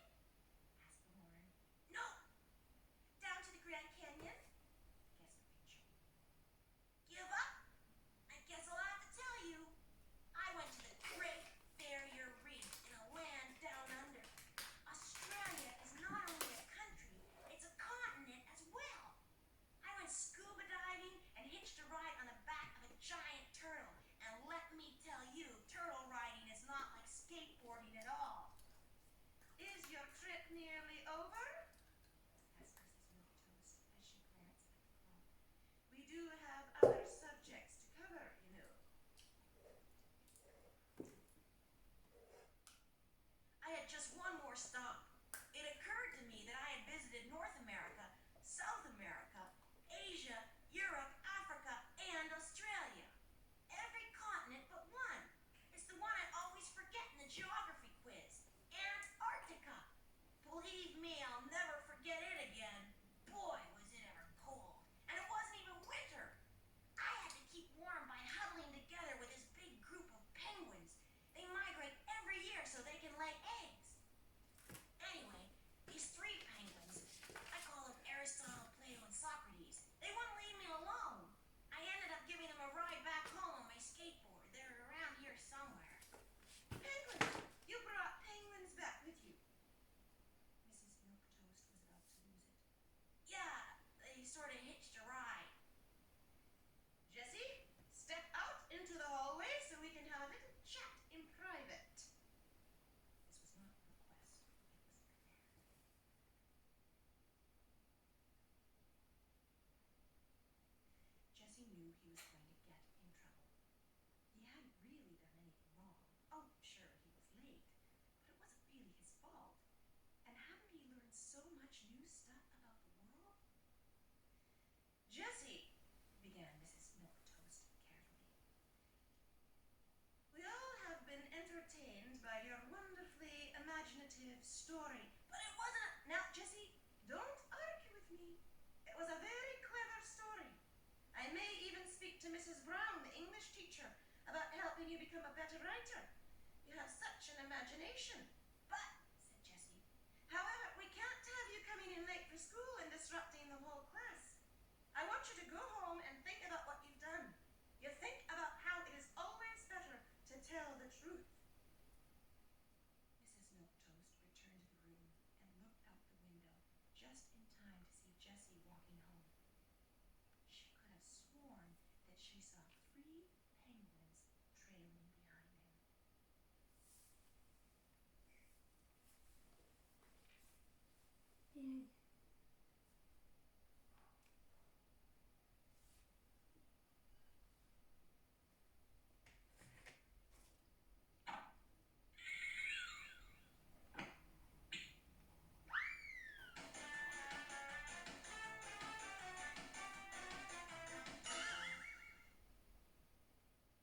There were many things that Jessie Williams could do well. He could play 6 songs on the guitar. He could change his little sister's diaper while she was standing. He could throw a great curveball, and he was a really fast skateboarder. But getting to school on time was not one of those things. His teacher, Mrs. Milquetoast, had warned him many times about being late. So on Monday morning, he skipped breakfast, hopped on his skateboard, and got an early start to school. He couldn't wait to see the look on her face when he strolled into class 15 minutes early. He was gliding along on the sidewalk when, all of a sudden, his skateboard hit a rock and Jessie lost his balance and fell. The next thing he knew, he was opening his eyes, feeling groggy and confused. He even had a bump on his head. When he looked at his wrist, he realized he wasn't wearing his watch. Oh no, he thought as he climbed up the stairs of his school. Of all the days for this to happen.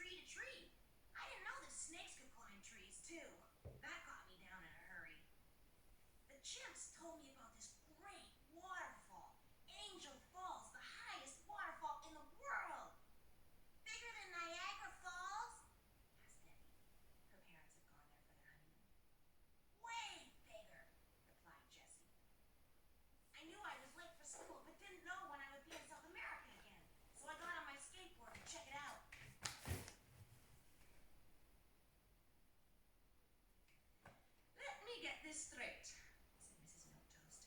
You went to see a waterfall. Well, that was the plan, but my skateboard had other ideas.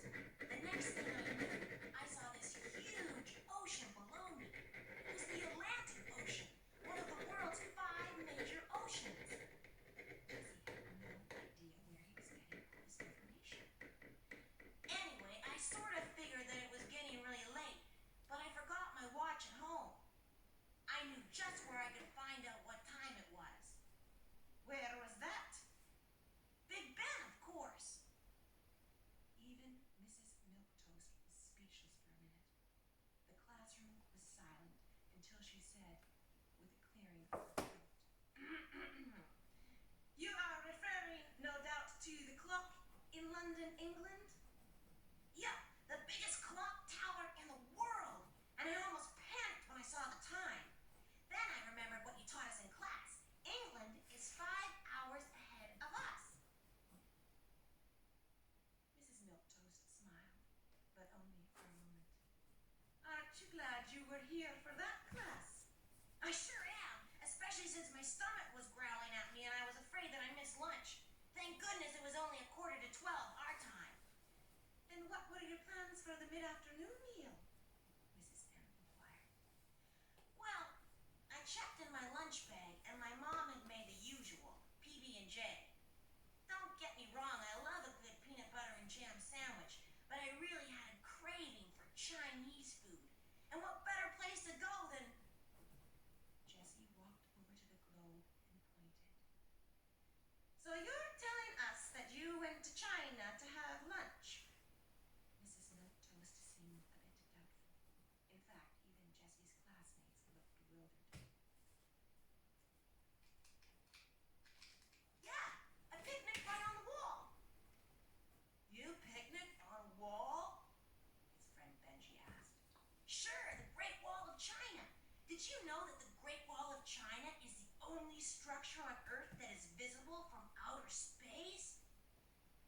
Wow. The class was impressed. It was a good thing I found some people who were willing to trade their lunch for my sandwich. They just don't get a lot of PB&J. Mrs. Milquetoast started to shake her head. Jessie, your imagination has been working quite hard. Didn't you feel at all tired? In need of a rest after all your travels? Funny you should mention that, Mrs. M. In fact, I was wondering how and when I'd ever get back home. I realized that my own grandparents had traveled real far to get to North America. They came all the way from Russia to New York City, and they must have been pretty tired, too. Did they travel on skateboards? The teacher asked with a slight snicker.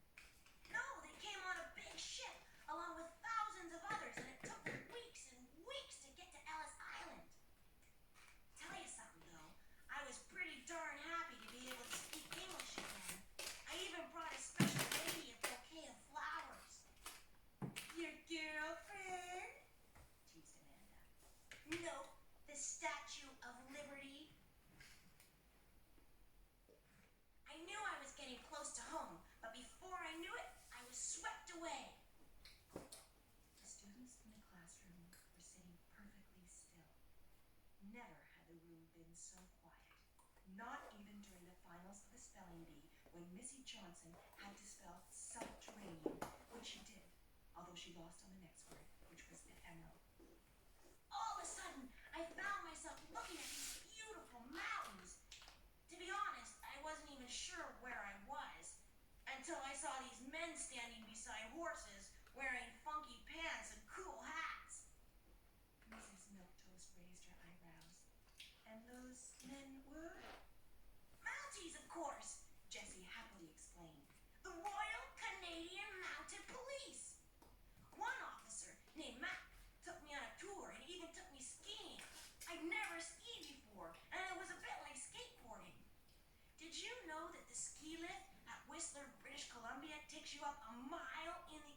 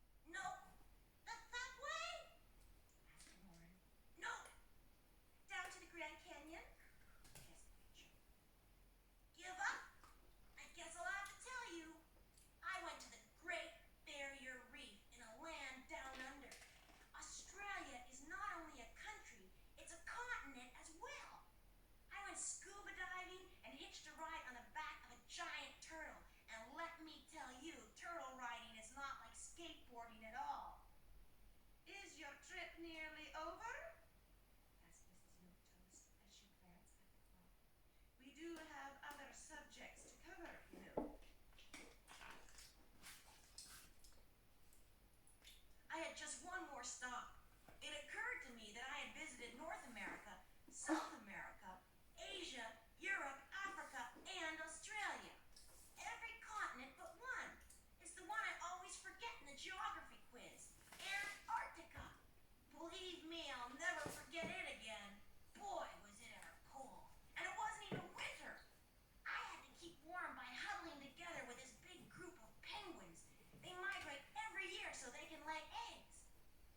Anyway, these three penguins, I call them Aristotle, Plato, and Socrates, they wouldn't leave me alone. I ended up giving them a ride back home on my skateboard. They're around here somewhere. Penguins! You brought penguins back with you. Mrs. Milk Toast was about to lose it. Yeah, they sort of hitched a ride. Jessie, step out into the hallway so we can have a little chat in private. This was not a request. It was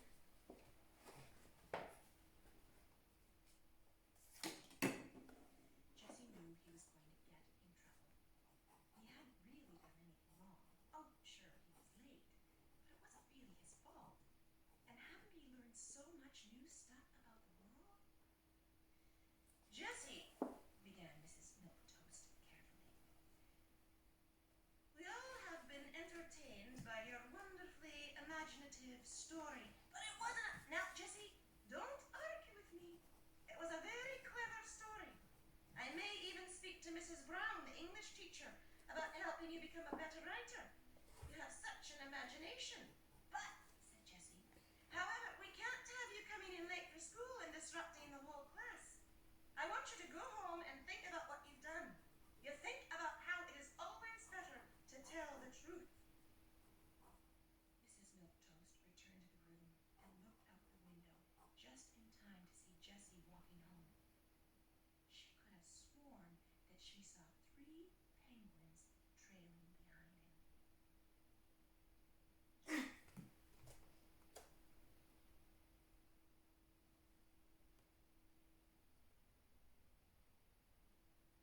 Just in time to see Jessie walking home. She could have sworn that she saw 3 penguins trailing behind him.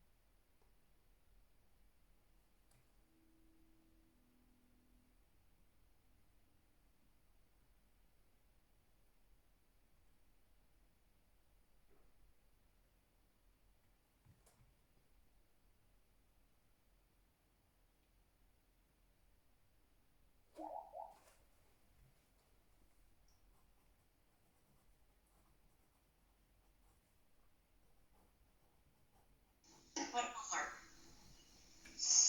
Or like I'm signing in my, Hold on. Aiden was talking. excuse me. Who talks first, me or Aiden? Aiden, you. Where do you find that quiz that you told us? The social studies? Or the reading? Think it was a reading? It's in the reading course. Did you use the link and go to this week? And it's going to be on Tuesday.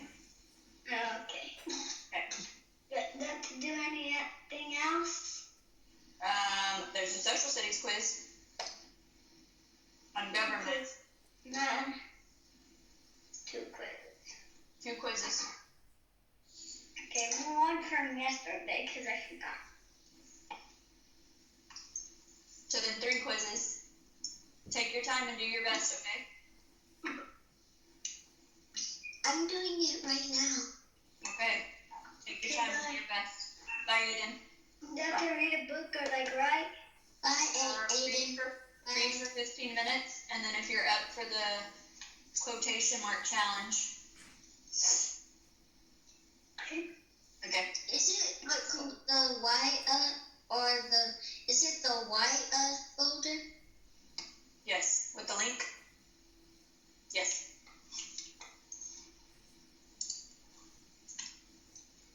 Do I go to the 21st? 28.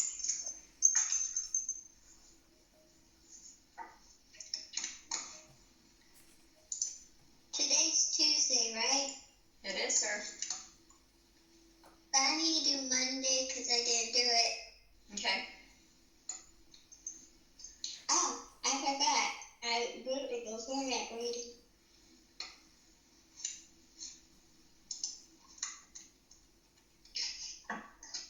Sophia Miracle. This is the one? Yes, sir. Or reading. Okay. Hey, Sophia. Hi, Sophia. I Sophia, what you need help with? Hi, Miracle. did I complete everything? Mm, I did the Monday from yesterday, but Yeah. it's just said only the test. There's nothing else, right? correct. Reading for 15 minutes. That's it. Then there's 2 tests today. 2 tests? Mm-hmm. Okay. What's that?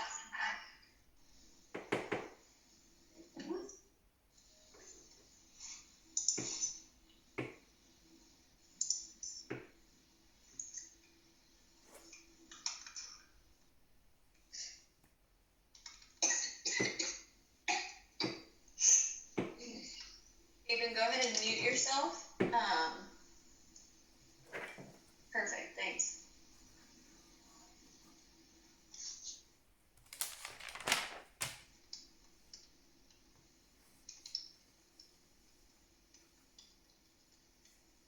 Is there any more people? What? Is there any more people or no? Nope. Okay. I don't see nothing different from social studies. Everyone just got. I Yeah. haven't done the second. But you have, Miracle, you have to go in the white weekly link folder, and then you have to click on link for 9/28, and that'll take you to today's assignment. Did I complete a reading and writing? Because I'm not too sure. I don't think you did reading, and it's social studies today. What? I didn't do the reading yet, but I'm still doing it. Okay. And what is it? I forgot what I'm missing, but like I don't remember because I would go with that. It's in the movie. Okay. Miss Hill, is this a timer test? Okay. It doesn't have time on it, no. Because sometimes the tests say that. Oh, really? Like they had time last night for like 16. Well, I mean like 6 minutes. Well, sometimes it never says I have.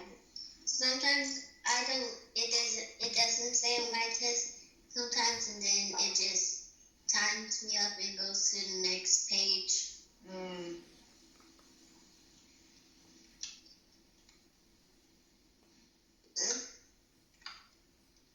I'm about to record the drill thing on this one. Okay. Well, mute your microphone in here. How do we record it? Do we press the red button? Yeah. Yep, but mute on the computer so we don't hear you. Yeah. David. I'm on mute. Oh, No, you're not. There you go. You are.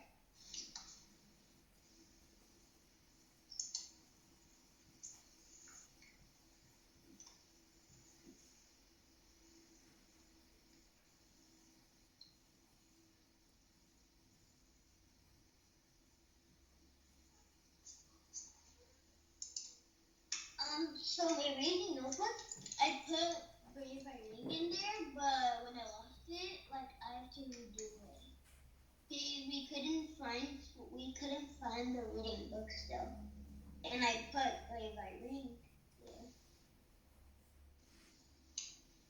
but we don't know where it is yet. Okay. I'm not too sure. I know what I put. Well, I did it.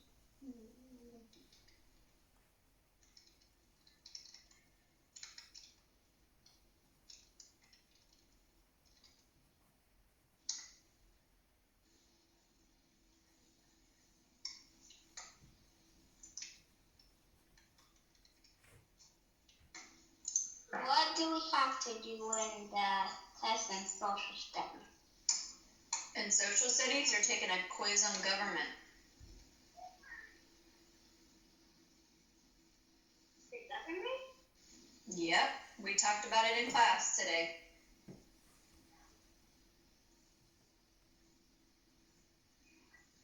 Sometimes I really sleep really late sometimes.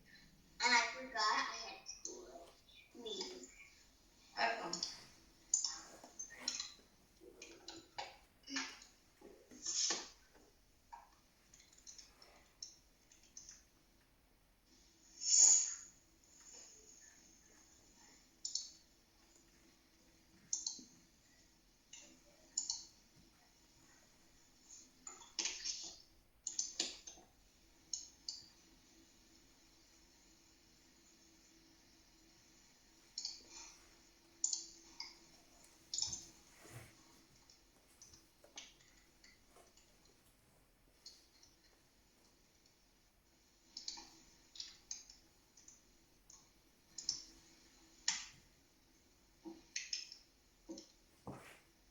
I just submitted it. Okay.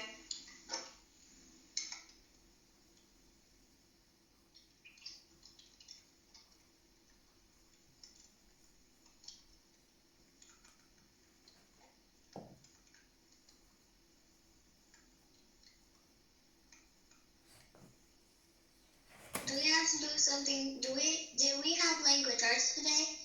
And do we have to do something for language arts? The super writing quotation challenge. Okay, I'll do that. Okay.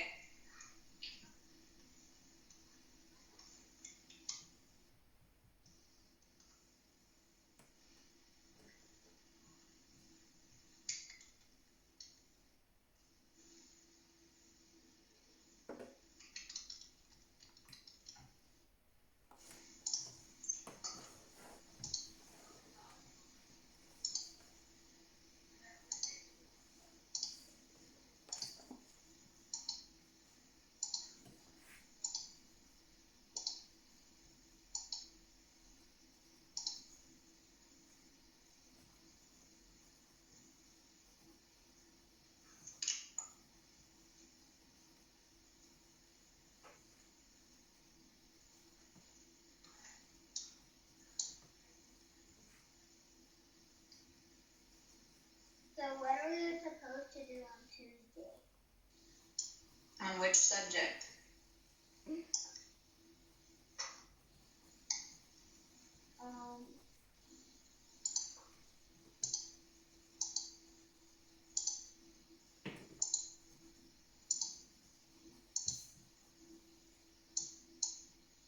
We're taking a reading test. Today? Yes. And a social studies test. Is mom or dad there? My mom and dad are my dad already left to his office and my mom's here. Okay. And my sister. Go, maybe you need to ask if they want, because you do have tests for grades. Go ask if she, hold on. If she wants you to wait until she can sit next to you. So, or if she wants you to do them right now.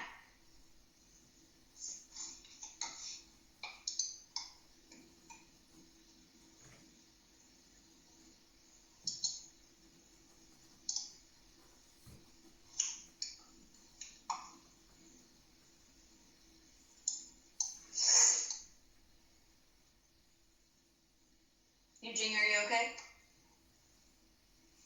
Okay.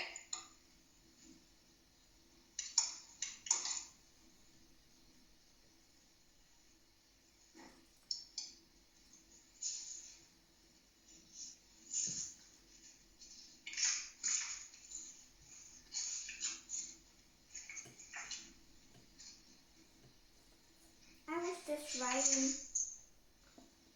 What? I was just writing my story, 4 pages, because this is I longer. figured that's what you were doing. I just wanted to check in on you.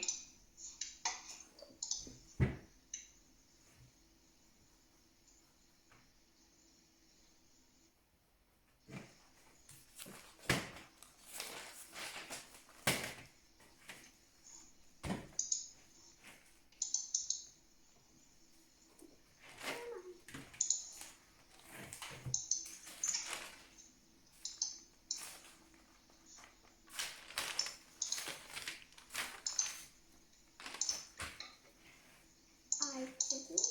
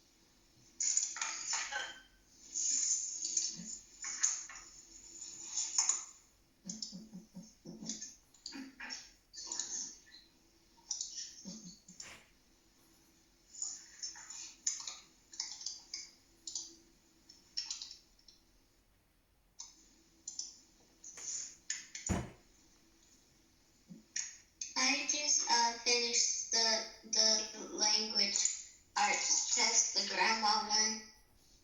Grammar. Miracle. It looks like you're asking for an answer to the quiz, and I can't give you the answer, girl. You have to think.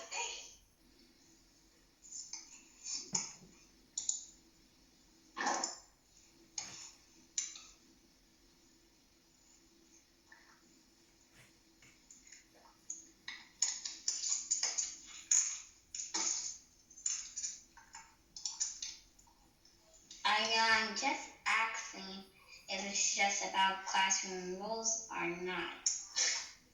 It's about laws and rules in the classroom and the community. What we've been talking about with government the past 2 weeks. I can't find that what you challenge is. I can't find it because it's not saying it on the thing. Remember, it's not on the checklist. It's not in Schoology. It was just an extra challenge. What is it on? Remember we talked about adding those quotation marks today? And so we wanted you to go back to some of your writing, your free writing that you've done, and read back through and see if you had any characters talking.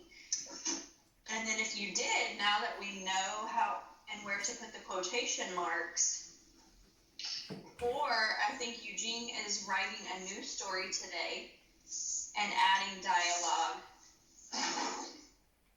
and using those quotation marks.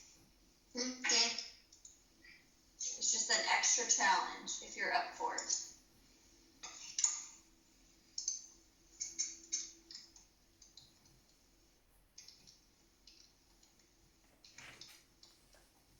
Thank you. You're welcome.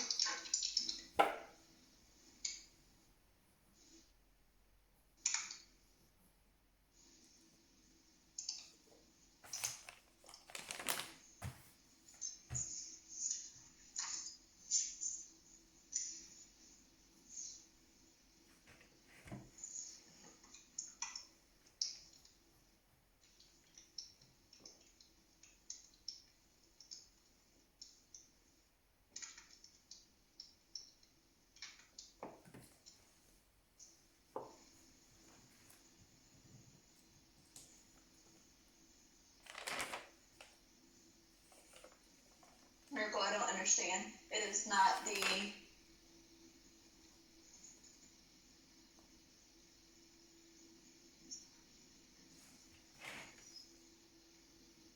I'm trying to spell more, but I don't know the spell.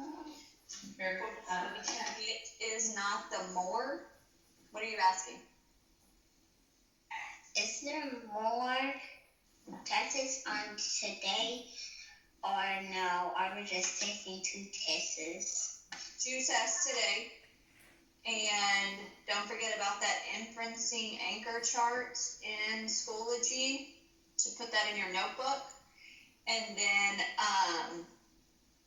the writing challenge, the super second grade writing challenge today, with quotation marks. That's it.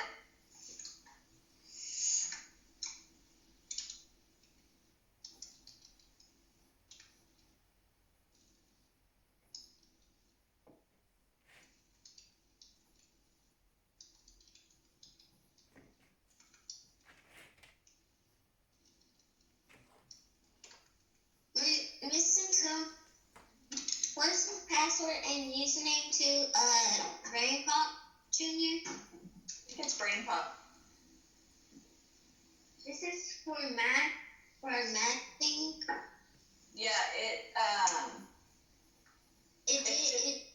Leonetti ES, and then I think the password is Brain Pop. Eugene says yes. Let me type.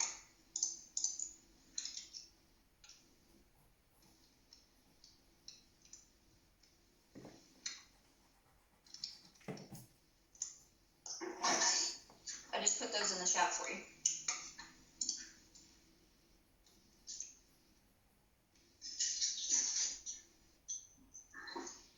Hey, when mom sits down, tell her what she said. Say she's in textbooks at that class. You think that's because I'm watching you do whatever you want to do. No, not how it goes. You're gonna do you.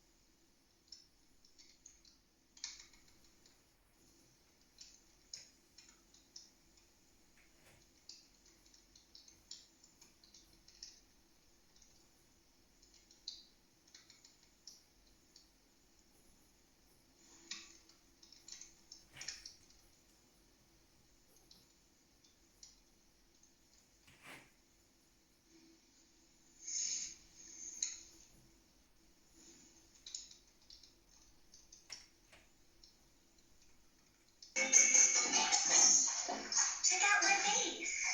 What did you think, Moby? What do you think, Eugene? I'm just kidding.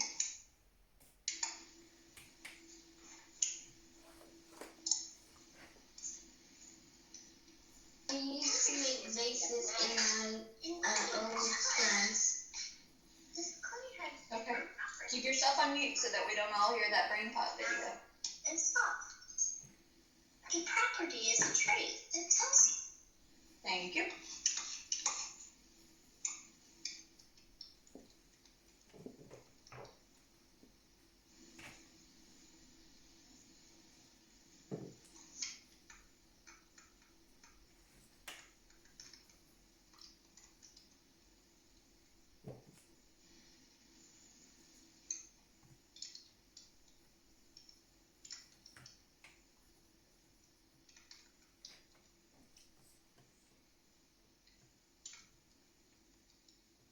How can I spell the word solution?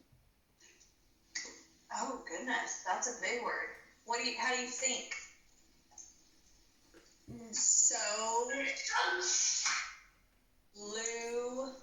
shun. Ooh, the shun.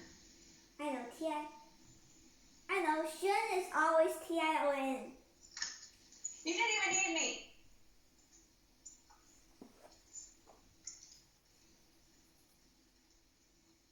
I was just kidding about asking.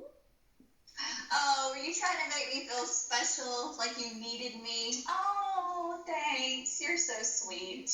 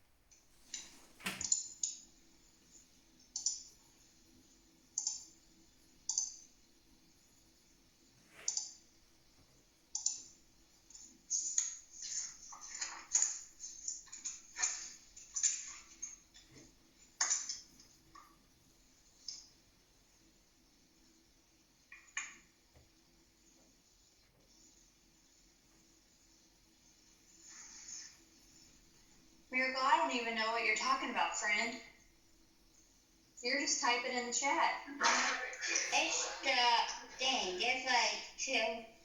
There's the classroom and there is the real law. The what?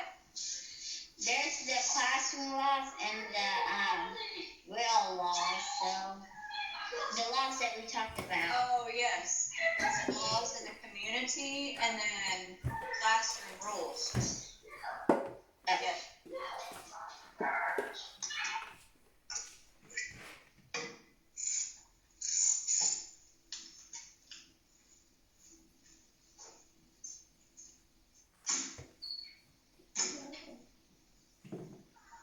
T-I-O-N.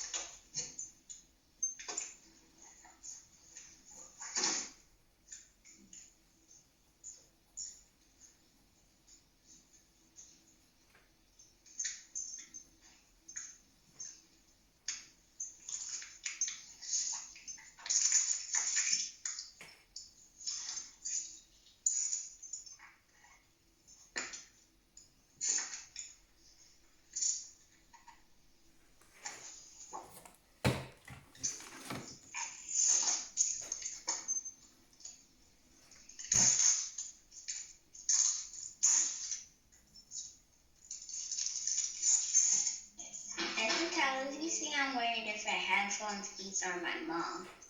Oh, nice. Because when you asked it in our reading meeting, mine was not working. Oh.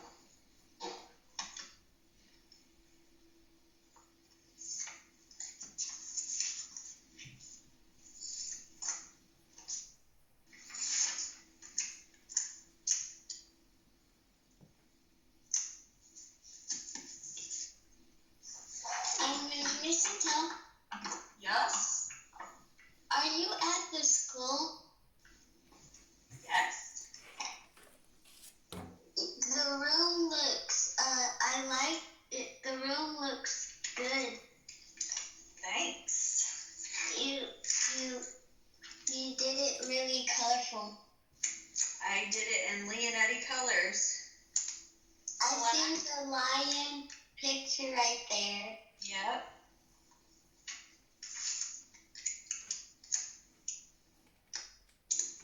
Who else is at the school?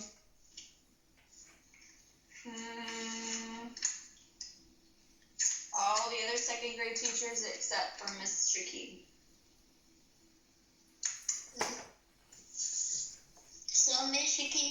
gonna be there Friday? No, she is staying online. Oh, because I'm coming on Friday. School. You are? What? It's gonna be amazing. You doing You ready? get to see some best teachers ever. Eugene, are you staying online? Yes. And Miracle is staying online.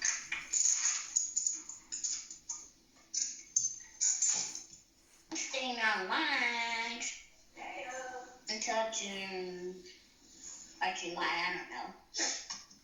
July? July? Oh, June, sorry. I'm going back on June. Oh, got it. As July is when my dad's birthday comes, and after July is August, so it's my birthday time, and my birthday is at August the 8th. August the 8th. Mine is on October 21. It's coming close. Mine is May 18th, and I'm gonna turn 8. Wow. Mine is November 11th. I'm gonna be 10. I heard Abigail Adams has the same birthday as you. She does. But she's not alive anymore.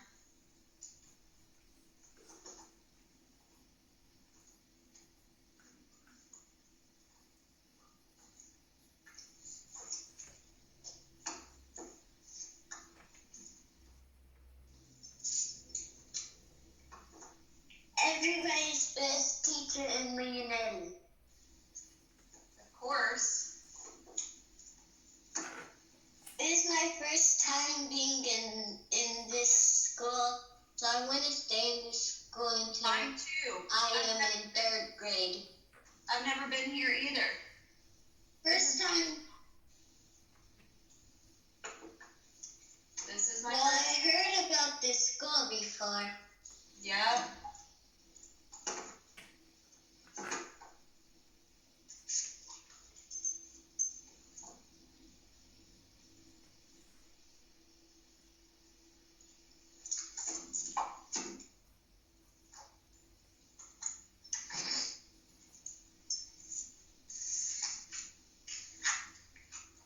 Miracle, tell Joshua that you're working and to leave you alone.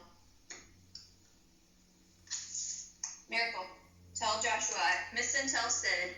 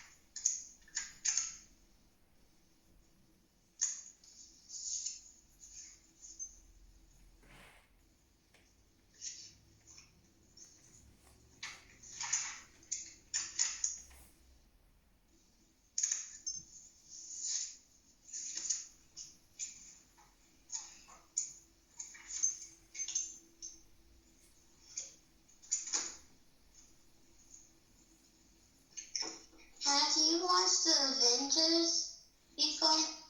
Yes. Have you? Yes, my favorite person is my favorite character is Thor because I like Pianos too because he's cool. What? Yes, but I don't really like him that much. I like Black Panther more. Yep, He he's has some cool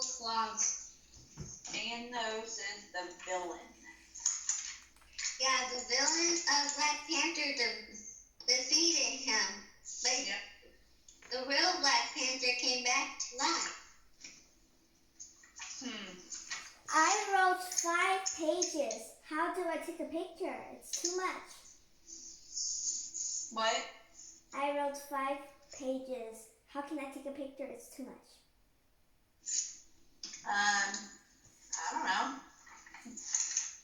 Let me show it on the chat. Let me show it on the chat.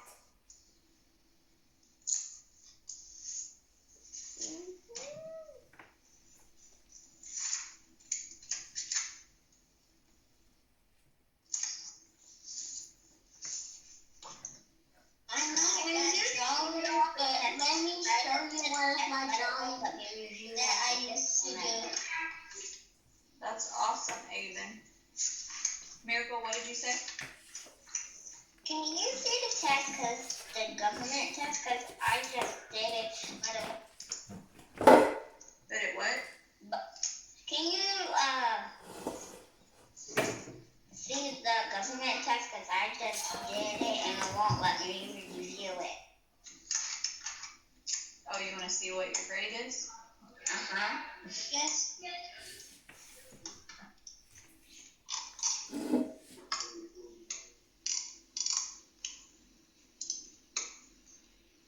12 minutes, but yeah, it's not fully charged. 90, Miracle. Made an A. I'm doing Why you on the iPad? the work. What do you have to do? The test. I don't need to do review. I don't have no more tests, but Aven, I don't see that you did the government quiz. government quiz? Yeah, in social studies. Which one was it on? Today. And Social studies? yeah.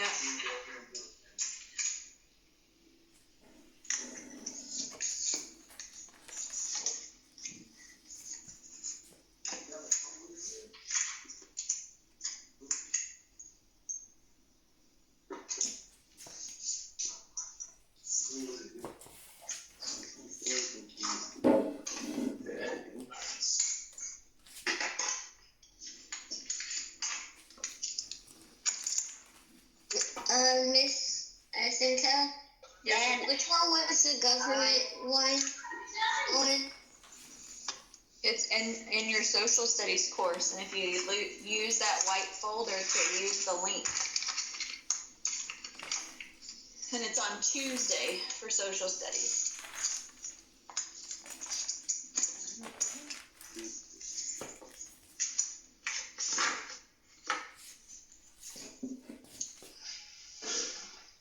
And Mrs. Cho, do you see it or not? Yes, I see it. Well, I don't think. Where is it at? I'm on social studies, but where is it at? Did you already? Did you use your link already to get to the suite? Was it on Tuesday? Yes, it's in Tuesday.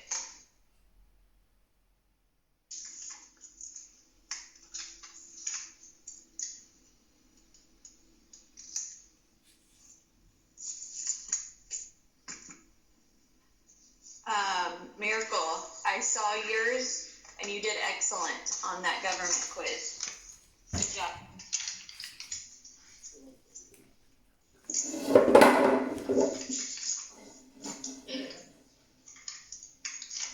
Fortunately, all the tests let me review what I got a grade or not, but I see It if doesn't I have even a show grade. you your grade when you're done.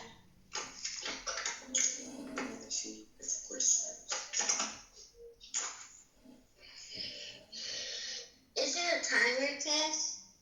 Is it what? Is it a timer test? I don't think there's a timer on it. You can use your social studies notebook. It should have some notes in there. Miss Intel, now I have send you the story. I send you the story now. You can look. What, Miracle? Or Hold on, Eugene, I'm sorry. Miracle, you're on mute.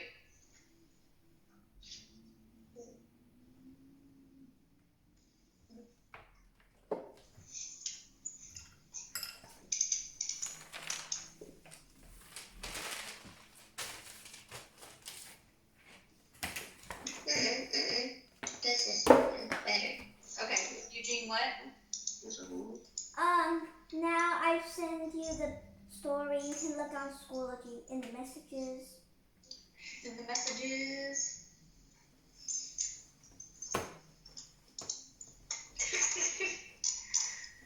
Oh, you make my heart so happy with your little writing dance.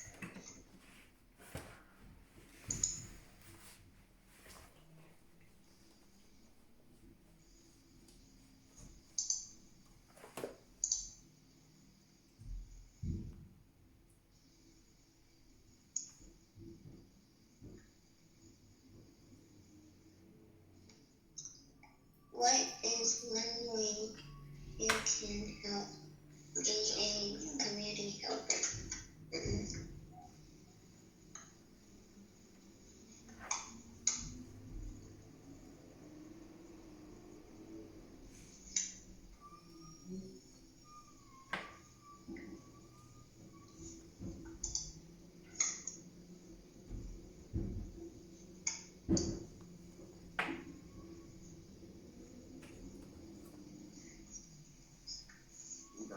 I just submitted.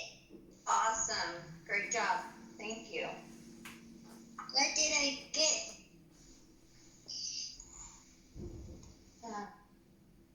Give me a second because I'm reading Eugene's story.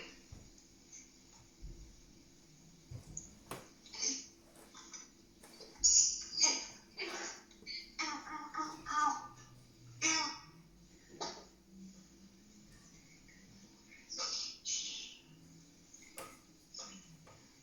I used to fall asleep in some classes. What?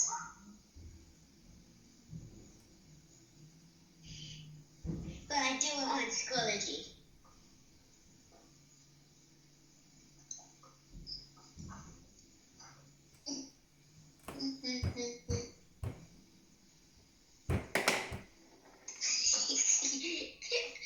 My dad's song that he's playing right now, it's funny.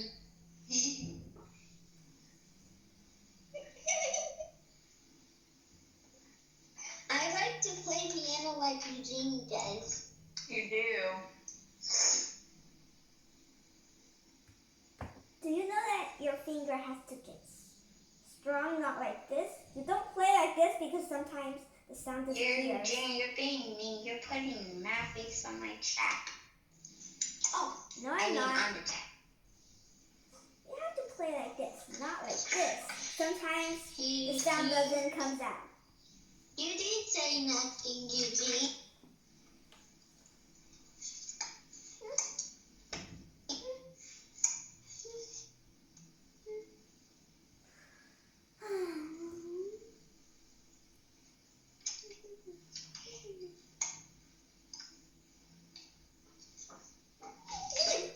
That is awesome. That is awesome. I'm gonna put something funny on the chat. Let's use the chat correctly. Miracle, stop, please. Eugene, I used to play the cello. What's a cello? Hold on. I used to play the cello in middle school and high school, and so you have to hold your fingers like that too, not flat, like you were saying.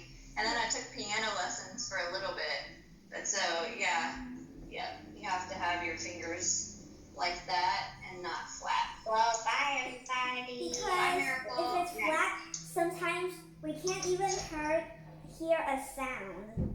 Oh wow. For 90%, there's no sound coming out. But with strong claws, for 99%, there is sound. Nice. Awesome. What's up, Aiden? I used to play for my church. Ooh, fun. The drum Sometimes the piano. Nice.